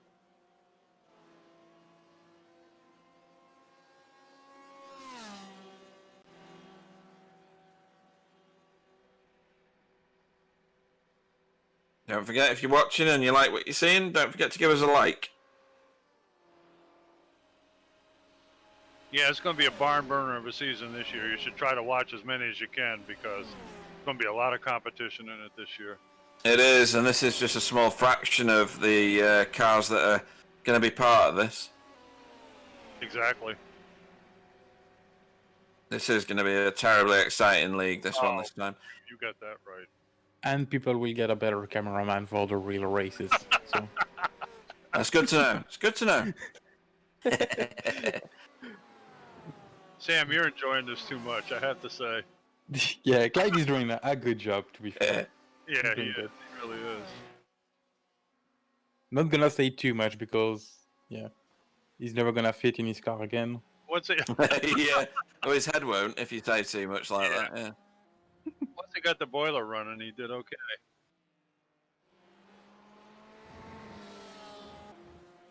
So, we're over an hour now, but only just. Half an hour's racing to go-ish. And these two are 30 seconds ahead of Jonathan Foote, so we'll have a quick run through again, give everybody a good look at the cars and get familiar with the liveries. So this is, well, that's Tyler Newitt there at the side of the track, burning. Observing, Yeah. Oh, hang on. No. Marco Lower in action. Is it a crash or is it a... Marco is the second of these two cats. Whoa! Whoa! Oh, dear. That's a race-defining moment right there. That's going to leave a mark. Why did his car just stop? Did he get stuck in the scenery? Yeah. Onboard time. There it comes. Oh, baby. Here we go. Gets his braking wrong, hits that inside bumper, nails that one, and then I think he's utterly stuck in the scenery there. He stopped too quick otherwise. Yep, and reset to the pits. Yep. You know, in all Oh, yes, he is. Chris Shaw is in the pits. Sorry, go on, Bill. I was going to say, in all due respect, Marcus Bletz kind of got on the brakes pretty, kind of unusually coming into that kamikaze territory there, and I think that caused Marco to kind of swerve a little bit and lose control. You only blip the brake, though, just to get a bit of rotation in the car. Yeah, but it might have thrown him off a little bit or something. I don't know. Yeah, maybe. I mean, he's been following him for enough laps, though. This is lap 20. Well, it would have been 25.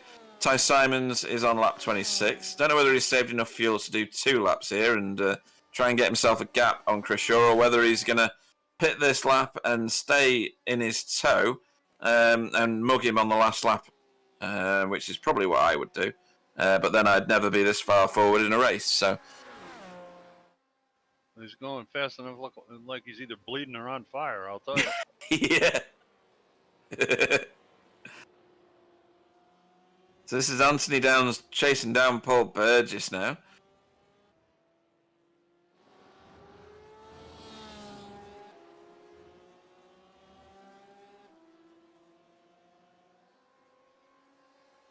And that's Adam Wright in the background, I think, who is laps down. And Ty Simons heading down towards Diabolica now. It should pit, unless he's got lots and lots of fuel in the tank from the fuel saving he's been doing. But he'll probably use that just to do a shorter stop at some point. Yeah, he's going again, Bill. Wow, you're going to try another one, huh? Wow, okay.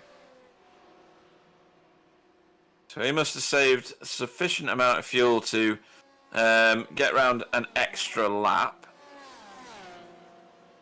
which is an extra lap on low fuel and higher speeds in theory, providing he doesn't lose it. So Stefan Goebbel trying to chase down James McRitchie.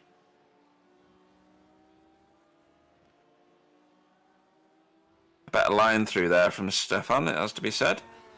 Much more clean and safe. Good line through Lesmo 2 as well. So he should be on for a good tow down here. You see, certainly didn't try to go faster than he was capable of going. That was a nice job. It was very clean, wasn't it? Slow in, fast out, etc. Yep. He was 0.7 seconds behind going into Ascari. He's 0.8 behind him now. But he should get a huge amount of tow heading down here into Parabolica. And he's close to within 0.67, so a good effort there. Don't know whether he's due to pit. No. Going again. Wow. Oh, that was Stefan. Okay. Absolutely devastated car going into the pits there. I don't know who that was.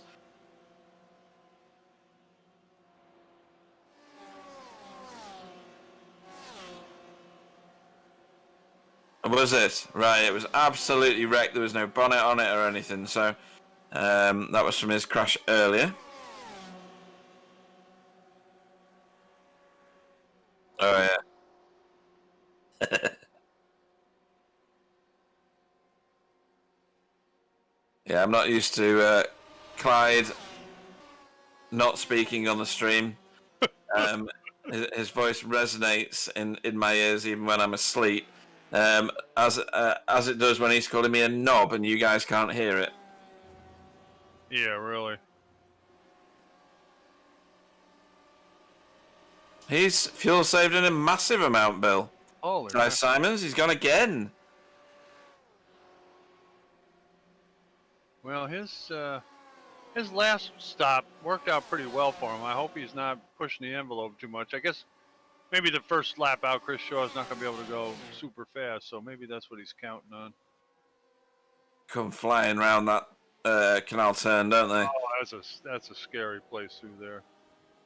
So these are two VTS drivers that have not been together previously until now.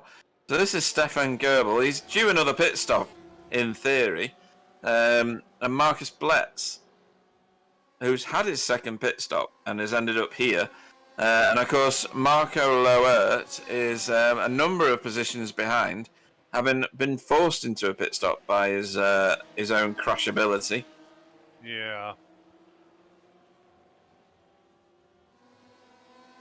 Huh. Okay. So Clyde's saying they've stopped twice. Does that mean Stefan Goebbel is actually in position? It must do. But he stopped on lap 16, so can he really go that distance? I guess he must be able to. I don't know. Paul Burgess is in the same position. Lap 16 was his last pit stop. And Stefan has just pitted. So that means Clyde was wrong, and I like that. Well, it said he had 2 stops. Did he stop earlier for something? He did, yeah. He pitted for damage.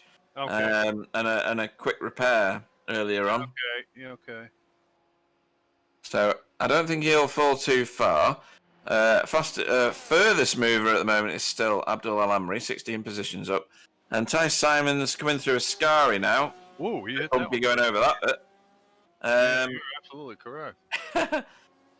Tyler still sat at the edge watching the traffic go by, and can he go any further? I mean, there's 20 minutes left of this race. I think he'll be in this time. Yeah, I mean, this will be fascinating to see where he comes out in. Kind of low. I think he's coming in. Maybe. No, he's gone wide again. Oh, he's He's coming in. coming in. So let's see how far away from Chris Shaw he is. Chris Shaw's 44 seconds back at the minute. This is going to be the key right here. Yep. And while we're waiting on Chris Shaw to cross the line, Stefan Goebbel has been to the pit for the second time, and 1 lap after Marcus Bletz, and 2 laps after Marco Loert. Oh. Huh. Oh, right. So where does that put James McRitchie then? That must mean he is actually in 4th place. Wow. Exactly. Wow. He pitted on lap 24. Yeah. Which means lap 24. That's a few laps ago. Because we're already on lap 29. We're on lap, 28, 29 now. Jeez. All right. So I wonder if he can actually make it to the end. I'm sure he must be able to. These things hold a massive tank of fuel.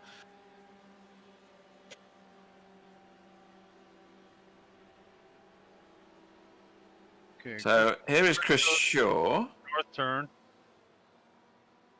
He is. Yeah, Ice is Nice. in front, but there's a massive speed difference for now, which will reduce over time.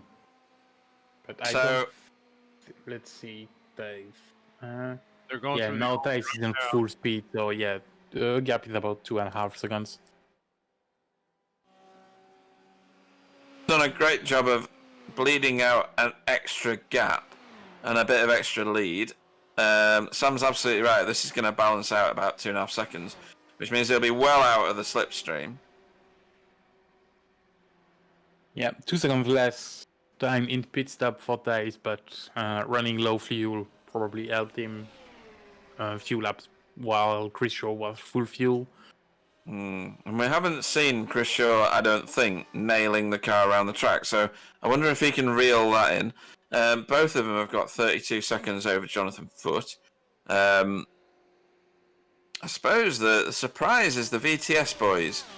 I expected them to be higher up. Marcus Bletz has got James McRitchie right in his scope.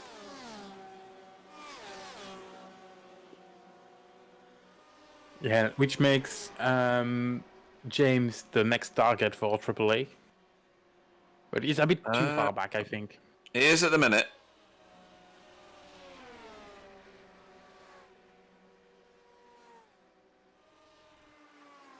But there'll be a pit stop for James McRitchie at some point. And you take Stefan Goebbel, Marco Lewert, and AAA. They're all pretty close together there, though. Not too far apart. Yeah, and they didn't pit too far apart either. 25 and 27 and 26. Marcus Bletz is closing in on James McRitchie. He's less than half a second, or just over now, actually, after Lesmo 2.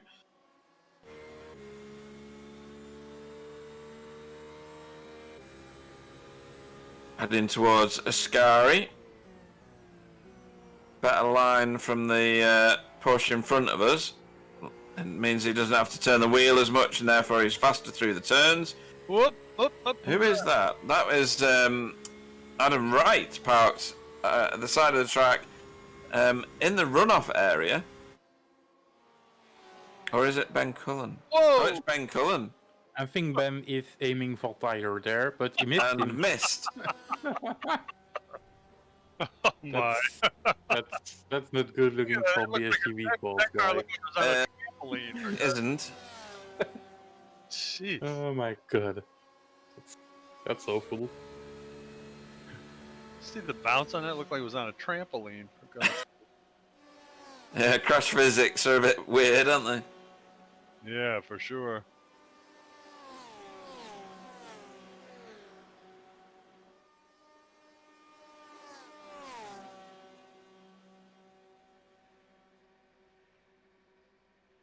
So Marcus Bletz still trying to reel in James McRitchie.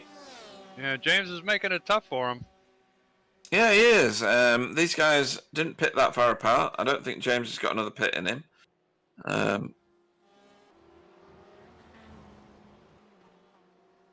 very far. So this is Anthony Jacobson in his freshly repaired Porsche.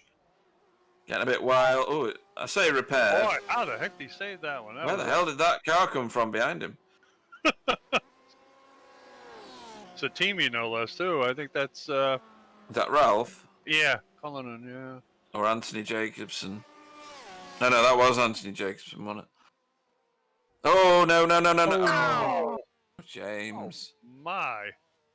It happened a lot today. That'd make your fillings pop out, wouldn't it? Where'd that wall come from? I know, yeah. that turn, like I said before we even started racing, it's utterly lethal. It looks like the simpler version of the chicane, but it's really not. You carry... No, you don't take that much curb. That's why you don't take that much curb. Oh. There's a real... He's got out of the way, so give him his dues. He's done the right thing there. We're back here with second place Chris Short, who is... He has shaved off about 2/10. So he's 2.3 seconds off Ty Simons. But he's going to have to put his foot down now. There's only about 13 or 14 minutes worth of racing left. I'm sure it makes him feel better. At least you can see him. Oh, yeah, definitely. But he won't be getting the benefit of the tow yet, I don't think. Nah. Or do you think he will, Sam? Do you think 2.2 seconds is enough? Not quite yet. No. If you could get below 1.5 seconds, you're gonna start to feel the draft, especially on the big long straight and the massive oval we got. But 2.1 second is still a bit too far. But it seems like Chris Shaw is a bit faster. 5/10 faster on the last lap. So half second might is see massive. Chris. Yeah, half second massive. We're looking at Ty Simons, who won last season VRA and who's bloody fast. So yeah. Yeah. And Chris Shaw, who we know is fast in any car on any track. That's sure. why Yeah, but he joined BSTV Sport, so that's so it's brilliant. Yeah. I asked him if he lost a bet or alcohol was involved. I couldn't figure out why the heck he was joining that, but oh well. No, we're glad to have him, really.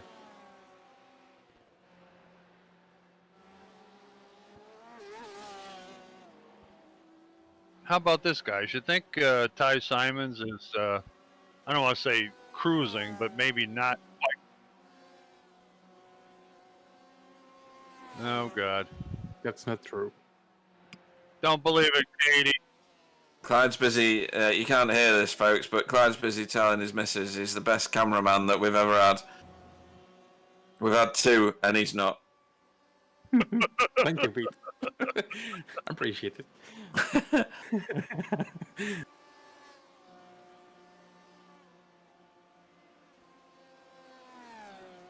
So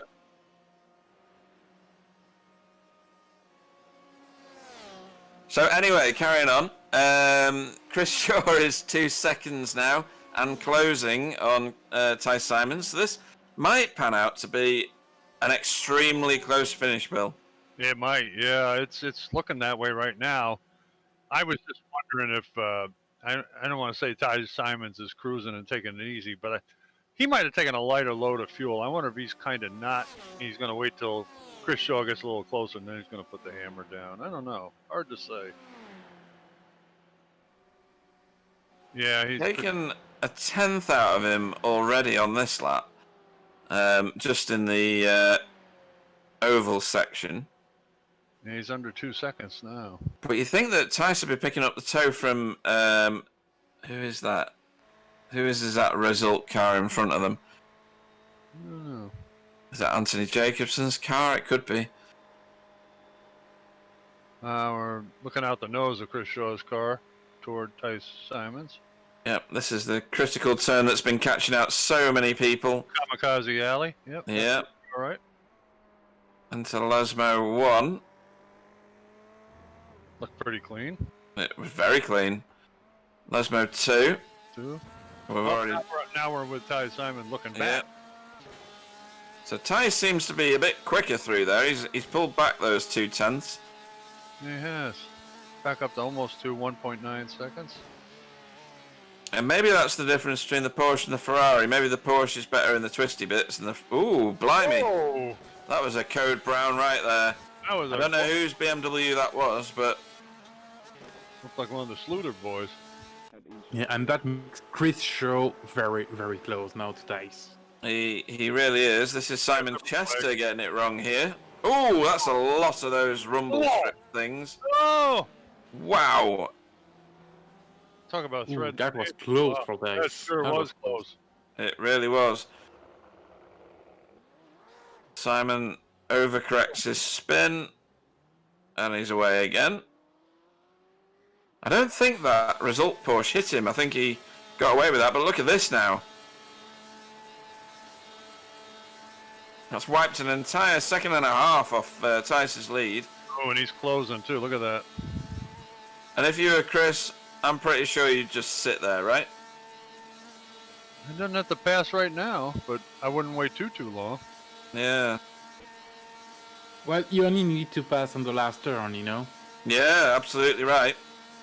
Well, hopefully... Which is the Parabolica, and you've got a big, massive straight just before, if I'm not mistaken. True. Carl Hardy sat just behind. He's not going to want to get involved necessarily. Or is he? Is he going to use these guys to catch up with cars in front? Is that Baz Sluter in front? This could help Carl Hardy out and get in a position if he can keep with these guys for long enough.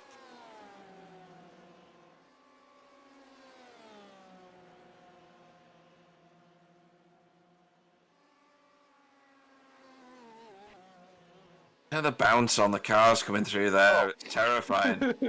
It's almost some rallycross. Yeah, it is. It's just bonkers. They just bounce up and down, and you're trying to correct each of those bounces when you're controlling the car, and it's just impossible. I must be insane. I love this version of the track. It's amazing. Well, like I said, it's the only track I've actually won on, and thanks to somebody else's ability to not calculate fuel correctly, but I enjoyed every second of it. It was an endurance race as well. We did, I don't know how many laps we did, but it was a roller coaster of a ride. I'll bet. Wow. And Ty Simons pulled out half a second in that short section of track. So let's see what Chris Shaw can do to reel him back in, because he's going to need to. He's going to need to stick with him. What's going on here? Stuart Dick and Anthony, is that? Yeah, Anthony Downs. Yep. Anthony's done that move. For now. And here comes... Ooh, that's Stuart into the Armco barrier. Yep. Wow. Bit of aero push, maybe. Take it easy, Stuart. That car is made out of plastic, you know. Says the biggest fan of Corvettes ever.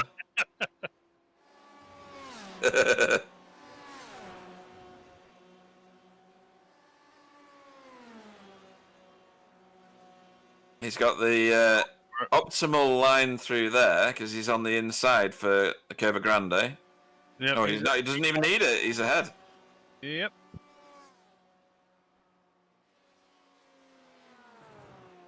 And the Corvette is an agile car. It's good in the turns. It's pretty rubbish in the straights generally. Yeah, for some reason, you know, I've... Right on. Chris is in front. Wow. How'd he do that? Oh. Like this. Wow. Caught Baz Sluter. Where's Carl Hardy then? Did he pit? Oh, he did. I think he pitted. No, he didn't. Pie stand? No, there he Pie is. stand possible. Yeah. Yeah, he seems to be fighting with Bast for P10 right now. Yeah. Chris Shaw, I have to say, I'm impressed. Wow. I mean, that's throwing the gauntlet down, really, isn't it? Certainly is. I don't understand how he's managed to reel in that amount of time. He was nearly a second back before the oval. I thought we'd had. I'm wondering the red, white, and blue Porsche there. Whoever's driving that. Baz, yeah. I'm wondering if that held up Ty Simons for a minute, like in traffic or something. I'm trying to figure out what happened there. Possibly, but that was on the oval. You've got a massive amount of room around there. Well, you would think so. I don't know. I'm just Yeah, it's weird, isn't it? But I don't think Chris is going to drop Tice at all. No. Otherwise, he'd have dropped him earlier in the race. So this is fully on now. Yeah, I think Tice let him by because he felt nice, you know? Yeah. Felt like being neighborly. I don't think so.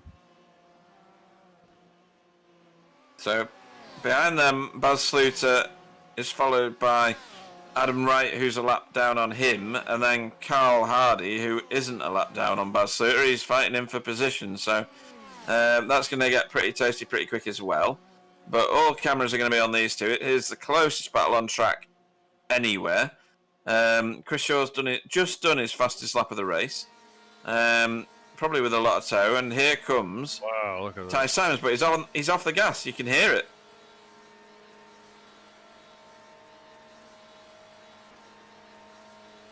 He's looking. He's off the gas and drifting back, so he's got no interest in overtaking just yet.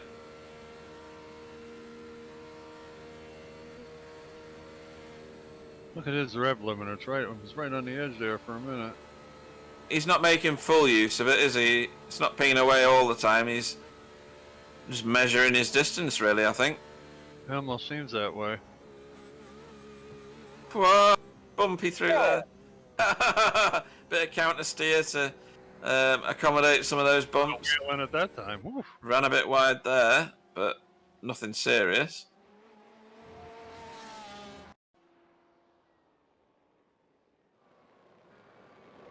Poor Burgess through Ascari takes the short and dirty way. Yeah, a bit clunky through there, Paul. Yeah, Tyler has already left the turn, Paul, so you're a bit too late for that. Yeah. Stuart Dick getting an off track at Lesmo 2. There's James McRitchie grading a little bit there at Lesmo 2. It seems like a favourite for these GTE cars to go wide there. And then these two carry on in their little tete-a-tete. Yeah, whatever he said. Yeah, exactly.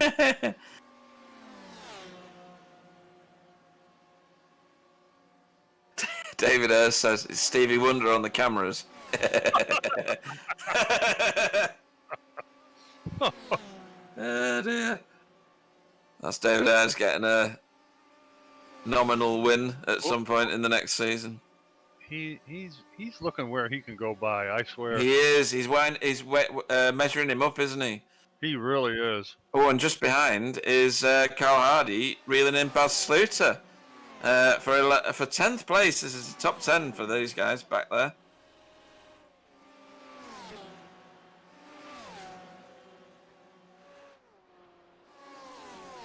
There we go.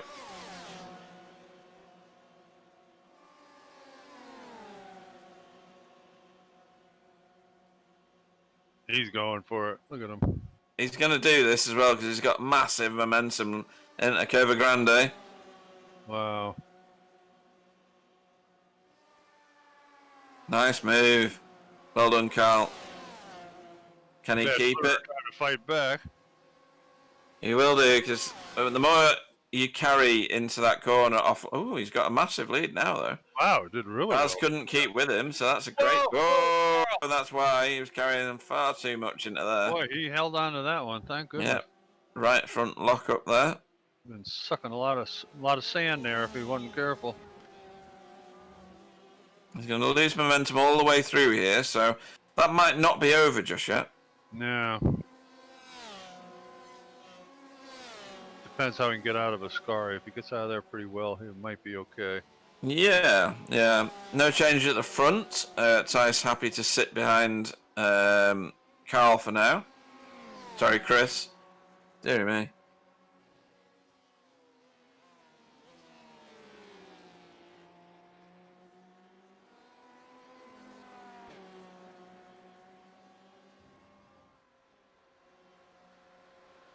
And of course, we mustn't forget that these GTE cars might very well be new for these guys.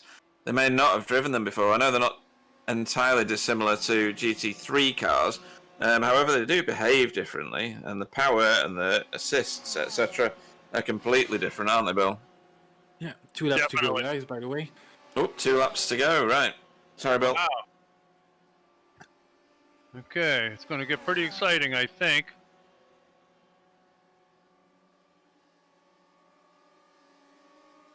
This is your battle for the win, folks. Right here, these two guys. Chris Shaw in the Ferrari, the green and black Ferrari, and Ty Simon in the blue and black Porsche.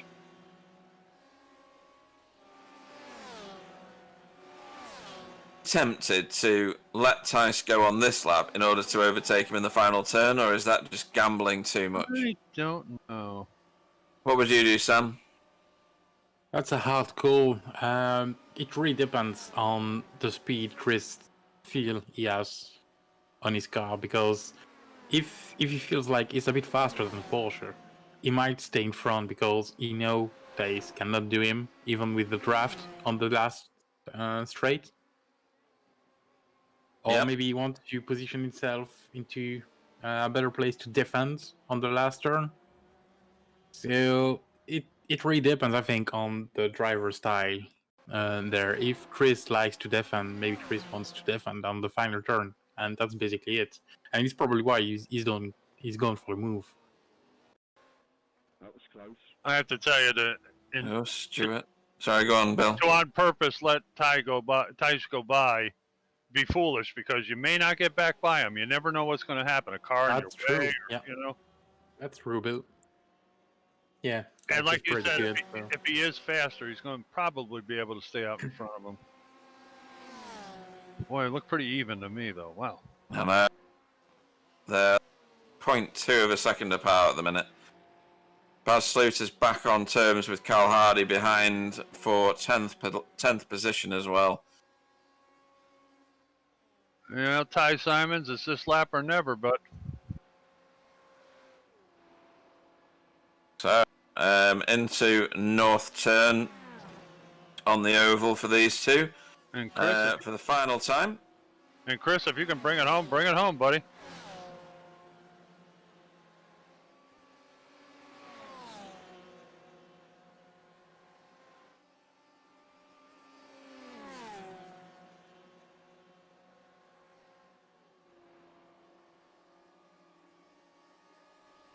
Believe that Tice doesn't have something in reserve for this.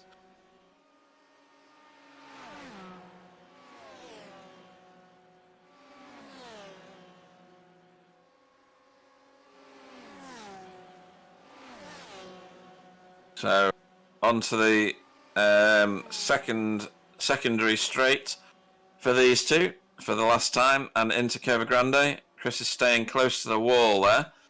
To try and stop any undertaking or overtaking on the inside. Into Curva Grande they go. Nothing between them. 0.06 of a second. Is that Tice trying to put him offline? He's certainly pressuring him. Wow, are they close? I mean, this is a clinic here. Whoa! Sticks his nose down the inside at Lesmo 1 and covered off by Chris. Boy, he almost had him that time. He did. This is where you see that these guys are masterclass racers. Because Absolutely. this would have been a crash in most of the cases. No, and they didn't come together. Yeah, they did really well. If I was within 50 yards of them doing that, I'd have crashed. Okay, Tour de Scari now. Absolutely. Ooh, a little tight on the bumps there, but he didn't want him getting through. Oh, wow. They are millimeters apart. They are 0.06 of a second apart. Right down to Parabolica. This is exactly what I was saying. Chris Jones is on the inside for the defending move. And that's probably what I would have gone for. Oh, but...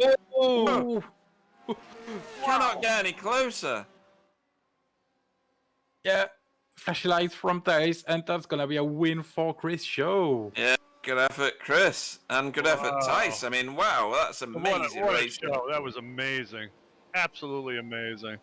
Jonathan Foote, 39 seconds behind, will be taking third place unless he bins it in Parabolica. He's clawing his way back to third. Good for him. Yeah, that's a recovery drive and a half, that. Yep. Well done, matey. And it appears that Marcus Bletz is going to come in fourth for VTS.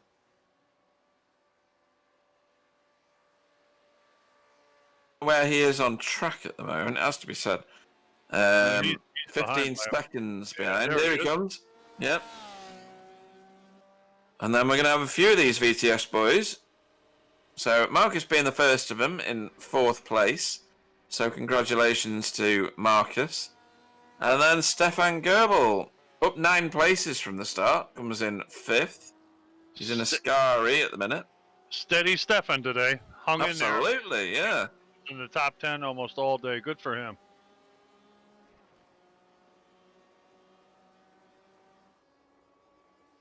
So we've got a pretty good battle between Marco Lewert and AAA right at the moment, coming home in that 5th place.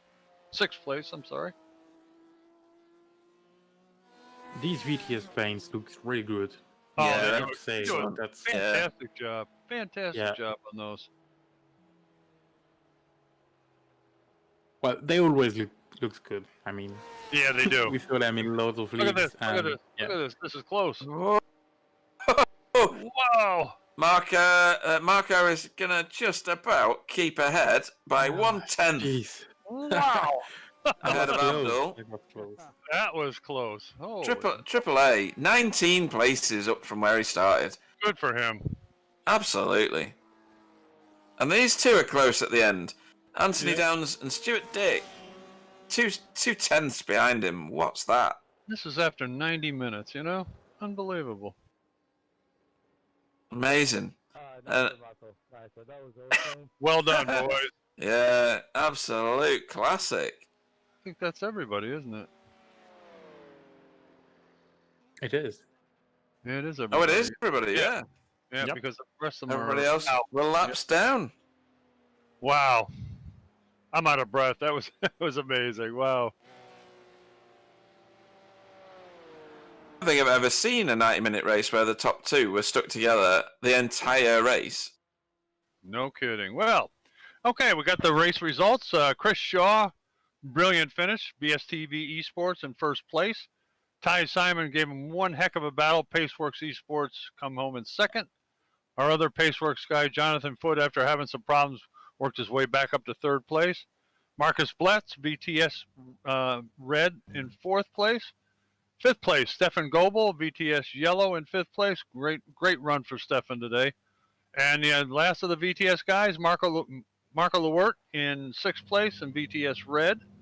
7th, AAA, asymmetric. Well done for him. And I don't know I forgot what Pete said, like 19 places or something. Well done. Yep, 19. Yep.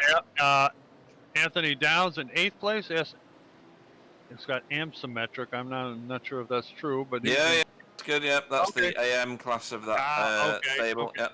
Gotcha. 9th place is Stuart Dick in asymmetric and the only Corvette.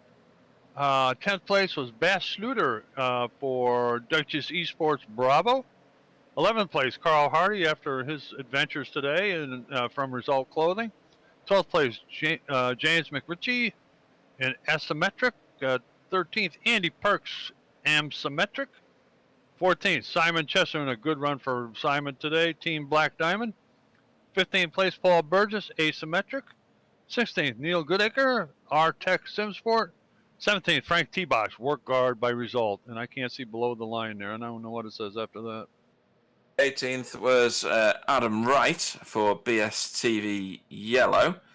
Where am I? There we go. 19th, Anthony Jacobson, Result Clothing. 20th, Tyler Newitt, whoever he is, for BSTV Esports Green. Tom Schluter for Dutchess Esports Charlie, finished 21st. 22nd was Mark Heron for AM Symmetric. 23rd was Send Cullen for BSTV Esports Yellow. For Optical, Joseph Mitchell finished 24th. 25th was Ralph Cullinan for Result. Amsymmetric finished 26th with Yaz Samai. 27th was Martin Verschluven for Dutchess Esports Alpha. And not running was the most handsome man of all of them, which Don't was say that. me. No. You said it. Right then, let's Shame on see. yourself. Yeah, totally. Right then, we'll get on with the interviews because it's media day, and these guys will want to have a good chat with us all. I'm trying to find the live booth on the thing. There it is. So hopefully in the booth right now is our second place finisher, Tice Simons. Yeah. What a race, Tice! Oh wow, that was intense.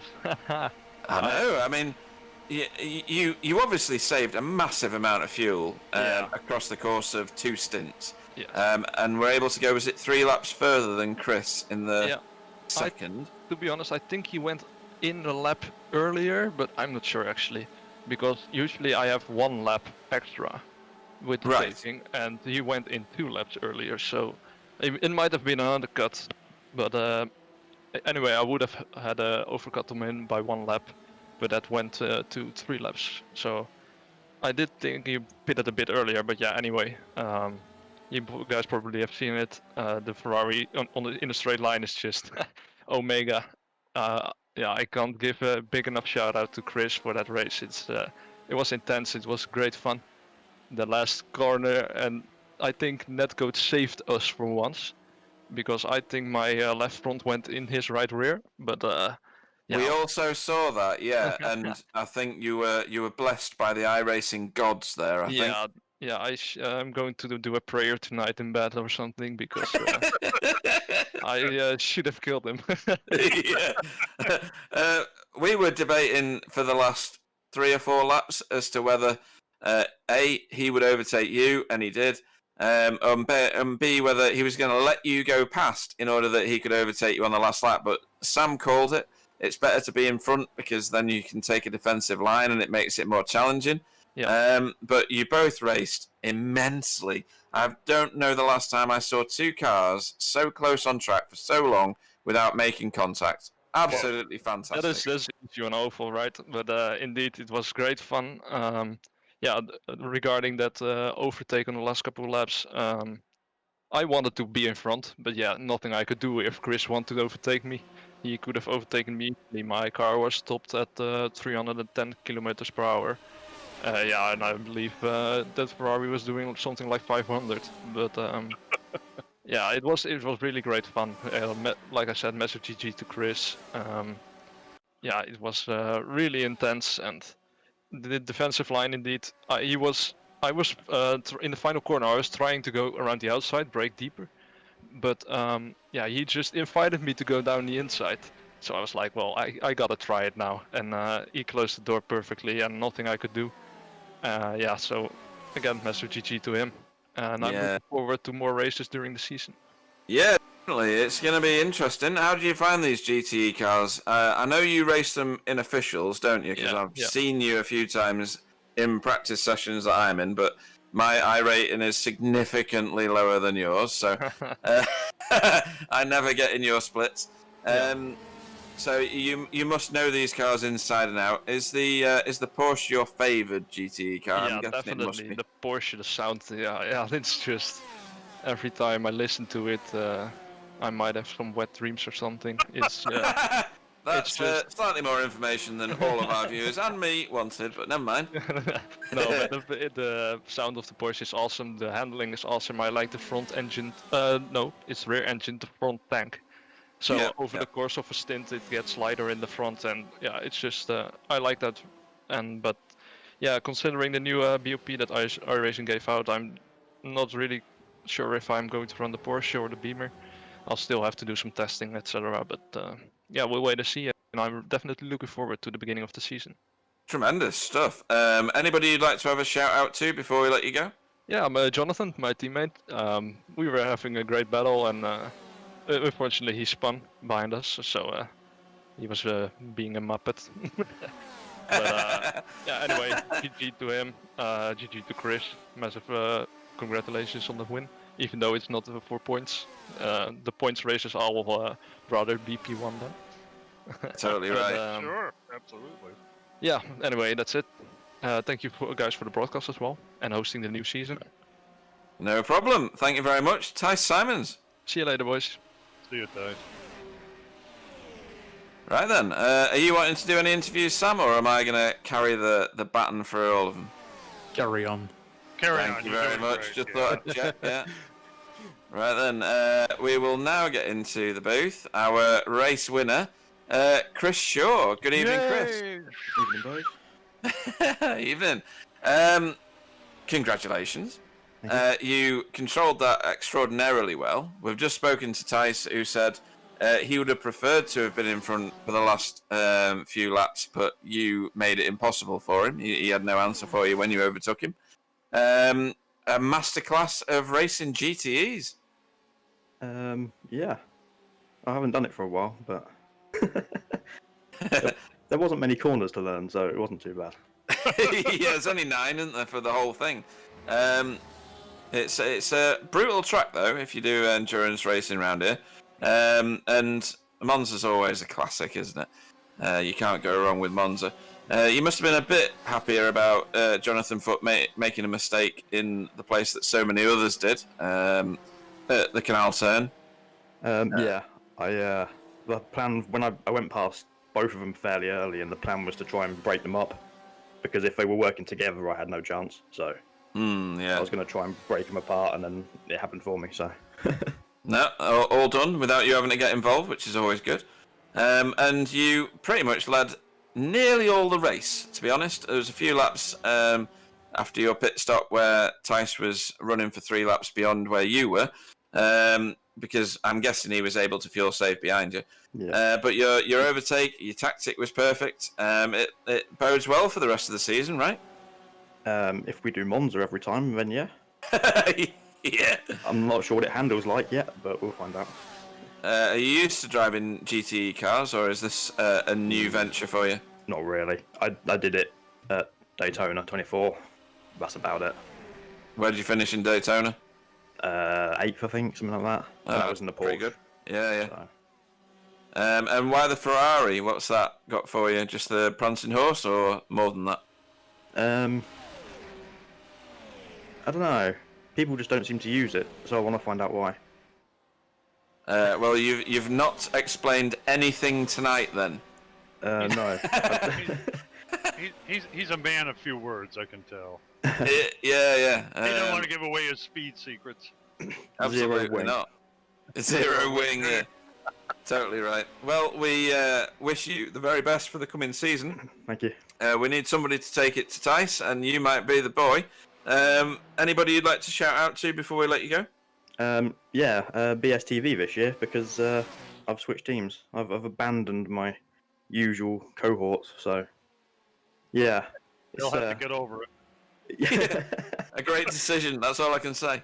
Well, I definitely haven't slowed down for it. So no, definitely not. And long may that continue. I get a pay rise as well now. Clyde. You obviously didn't ask the right questions when you came over here, did you? Yeah. You don't want the ink to dry on that one before you agree that one. No. Anybody else, or are you gonna go and pop the simulated champagne cork out of that bottle? No, that's about it for now. Right, in that case, congratulations on your win.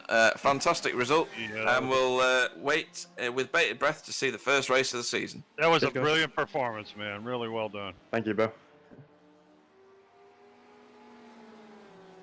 Cool. Right, so next in line will be Marcus Bletz, if I can click the right buttons and bring Marcus into the booth. Good evening, Marcus. A 4th place for your media day finish. Congratulations. Good evening. Thanks. Good evening. A good race for VTS, to be honest. What was that? 4th, 5th, and 6th, with Stefan making up massive places. Yep. Yeah. Tell us about your race. We saw you with Marco for a lot of it, and then Marco made a mistake, didn't he?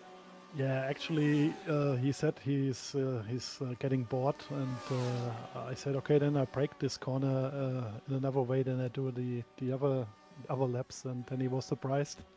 Tell you what, Bill, you called it. I did. I saw it. I saw your brake lights come on, and I said, I think you caught Marco by surprise. To be honest. Yeah, definitely. Yeah, actually, we were expecting some Crash Fest derby tonight because we had a lot of training. Not a lot of. We had 2 training sessions with some of the other guys this week, and every time we just did a big Crash Fest, and we were really surprised how serious everybody is taking racing tonight, and so we had no strategy, nothing, and we were just Well, it's kind of in fourth place, and we said, okay, first wagon is gone. Now we are on our own. Yeah, well, it's kind of funny. You were ahead of a lot of it in the beginning. You were very fortunate because we had a lot of Melrose missiles in back of you. Let me tell you, you didn't miss much back there. But I have to tell you, you're still the king of the VTS, which is really a good thing, right? So you came in first. The other guys were behind you, so you're all set. Yeah, let's see how the season continues. But for now, it's good, a good feeling. Yeah. Yeah, I mean, it was a crash fest. It just wasn't where you were. Yeah. You managed to avoid it all. I think Tyler started it off actually in the Canal Turn, and there was a few cars taken out just there, and a few more at Ascari, and that was just on lap 1. But yes, you're right. Everybody took this very seriously tonight, and that bodes well for the rest of this season. It has to be said. Yep. No, so it looks good. Yeah, there were some Code Brown situations. I think the fourth place in front of me was crashing into the barrier in that stupid chicane there. Oh yeah. Yeah, that's good. It was no braking at all. Yeah. No, don't really break. funny. Just go. Yeah. Anybody you'd like to thank before I let you go? Yeah, our whole team BTS. Again, we are looking into a good season. I hope. Hopefully you like our new paint. And we were talking about that. It's excellent. Okay. You guys do great paint schemes. I'll tell you, you really do a great job. You can talk to Marco. He did the main idea for that, and he's also in there. You can also talk to him. And We'll be dragging him in shortly. Yeah, and greetings to all our fans out there, and to you guys. We're looking forward to the new season. Excellent stuff. In that case, congratulations, our 4th place Media Day finisher, Marcus Bletz. Thanks. See you guys. Wiedersehen.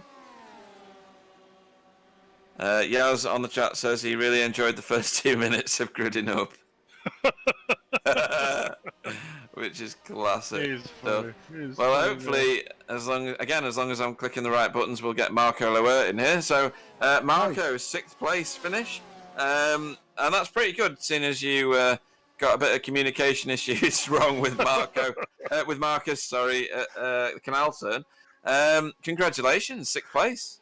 Thanks. Yeah, race was a little bit boring where we drove, and Marcus tried to make it interesting. He made it interesting, all right. Hopefully he won't make it interesting in any of the real races. Your paint scheme is fantastic. We were saying that to Marcus in the previous conversation. He said it's pretty much down to you. Easy to tell you apart, and fantastic colour schemes, really good. You managed to keep it clean apart from the one tussle where you got caught out at Canal Turn. And had a fast repair. So yeah, always happy to have a fast repair. And Stefan, he did fantastic. Nine places up from his start position and split you at the end. Yeah, Stefan improved a lot. Yeah, he's a big mover. Yeah, definitely. Yeah. Very quick. And are you adjusted to the GTE car? Do you drive the GTE car much? I did some official practices in Le Mans, in Sebring, and we did some Mosport testing, and it's but we did not make much setup, and now I see that the BOP is changed, so let's see how everything will be next week after the update from iRacing. That's going to be interesting. Yeah, that can change everything. I think the Porsche will get less aero, the Ferrari will get more drag, which is good. I think it was the fastest car here. Well, it'll be good for Ty Simons. Yeah, really. And but the Ford GT gets less drag, so it's already fast in top speed. And our American team members, they will drive the Ford GT. All right. Yeah, excellent. And then we will see how it performs. Oh, they are going to. They are going to ride. I had heard that your American colleagues were not going to race this year. They are going to, huh? No, JT will race. Mr. McClintock, right? Okay. Yeah, and Paul will make some races. Okay. Right, excellent Well, stuff. Jeremiah is very fast, so it's good to have him too. Yeah, he's then the internal benchmark for the Ford. Yeah. Yeah, good. Okay. Excellent stuff. Anybody you'd like to thank before we let you go? I thank the team and our small fan club, which is watching every race, and for you, I thank you for the broadcast. Excellent. In that case, best of luck for the oncoming season, and we'll hope to see you on the top spot for at least one of them. I hope so. Yeah. Thank you very much, Mark Ellawert. See you. Bye. Later, Zane. Auf Wiedersehen. Zane. Cut him off You before he finished it for him, huh? Good man. Yeah, I did, yeah. Sam, Stacey's after you for beanie hats, mate. I did not saw the message. You did not saw it. Nobody saw it. Soon, Right, okay, soon, we'll move on from that. Very soon, Stacy. I will have a chat with the guy on Wednesday, and we should get them delivered pretty soon. Cool. In that case, Sam, what did you think of that race? Better than what I was expecting, to be fair. Yeah. This no chicane layout, especially the second one, we saw a lot of crashes, but I thought lap 1 would have been a wreckfest, to be fair. And we only got a few crashes, which is awesome, and which proves what the guys have been building up in season 1. They're all very good drivers, very talented drivers, and we can expect a lot of good races throughout the season. And really looking forward to this one. GT, it's a bit different, but it's still GT, so it's gonna be very fun. Yeah, definitely. And Bill, what are you predicting for the season? I can absolutely not disagree with Sam one bit. It's going to be a barn burner. I mean, these guys, like he said, on this wide open, really fast track, we could have had a lot of carnage. Really, I mean, first lap, like many places, we had a little problem there, but all in all, we got a good quality group of guys racing these things, and it's really makes it exciting, makes it wonderful. I mean, how could you have a better match than the guys up front, the first two guys? Unbelievable. And even back in the pack, I mean, these little groups of cars going at it. I mean, I was amazed when Marco Leward says that he was bored. How could you be bored out there? Oh my God, it was incredible, But I think it's going to be a great season. I hope that iRacing doesn't mess up the BOP, really, because I think this is a good group of cars, and in spite of me not liking Corvettes, I still like to see them all really fast and equal. It's really nice. So hopefully it'll work out that way. And I'm looking forward to the first week. Media Day sure piqued my interest, so I'm looking forward to it. Yeah, and from my perspective, to echo what Sam said, this was one of the best media days I've ever seen. It was certainly one of the best attended. And that says to me that the actual racing season is going to be absolutely brilliant. I can't wait for it to start. I'm pretty sure the guys can't. I'm not going to let Clyde have an opinion because that's funny to do that. In terms of what BSTV have got for you in the coming week, well, this is week 13 for iRacing. And for those of you that don't know what that means, it basically means that we do a lot of shenanigans. They upload new content. People spend lots of money on iRacing. And try and not lose any iRating as they do all these new weird tracks that they put out there. But that said, on Saturday next, we will be doing ISRC Endurance, as far as I know, from Twingring Motegi, which is a 6-hour race. And on the Sunday, it will be our prototype endurance series from Donington. It's a media day, just like this one. We're hoping for a lot of attendance. Are you racing that one, Sam? Yep. This is why we've got Clyde in the camera today, just to make sure everything works for next week. Because I won't be there to teach him how to do things. Okay, well, it had its hiccups tonight, but not too many. I don't care to be on the broadcast. I just want to race. So, interesting racing. GT4 TCR will start again on the 17th of March. for in the week 1 of the next season of iRacing. We don't know anything about that yet, I don't think, because I don't think they've released the schedule yet. What are we going into season 4 of that? That'll be our season 4. Yes, that's right. Unbelievable. Already Yeah. a year, but yeah. Wow, that's really good. Good. Glad to hear it. Okay. And then the day after that, on the 18th, will be our NASCAR series, which will be at Charlotte. And I don't know too much detail about that yet. So when you tune in for ISRC or the PEC, the Prototype Endurance, we will fill you in on some more details. So watch us on YouTube and give us a like if you like what you see and hear, despite Clyde being at the camera. And we will see you very shortly. I will now say good night, good evening, and hope you have a great week doing whatever you're doing. And allow the guys to say good night as well. So over to Bill. Okay, good night, everybody. Really appreciate all the people that came out for Media Day. It was a great time.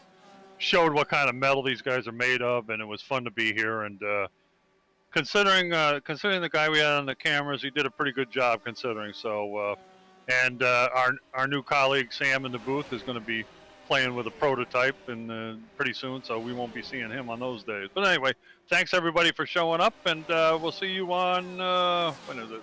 Next week. I think that's my turn then, and not Clyde's turn. Over to you, Sam. Over to you, Sam. Yeah. Yeah, thanks boys for watching. It was great fun, and girls as well, because we got at least Stacy on the chat. Clyde, good job. And try to do better next time. But was still a good job. See you next week.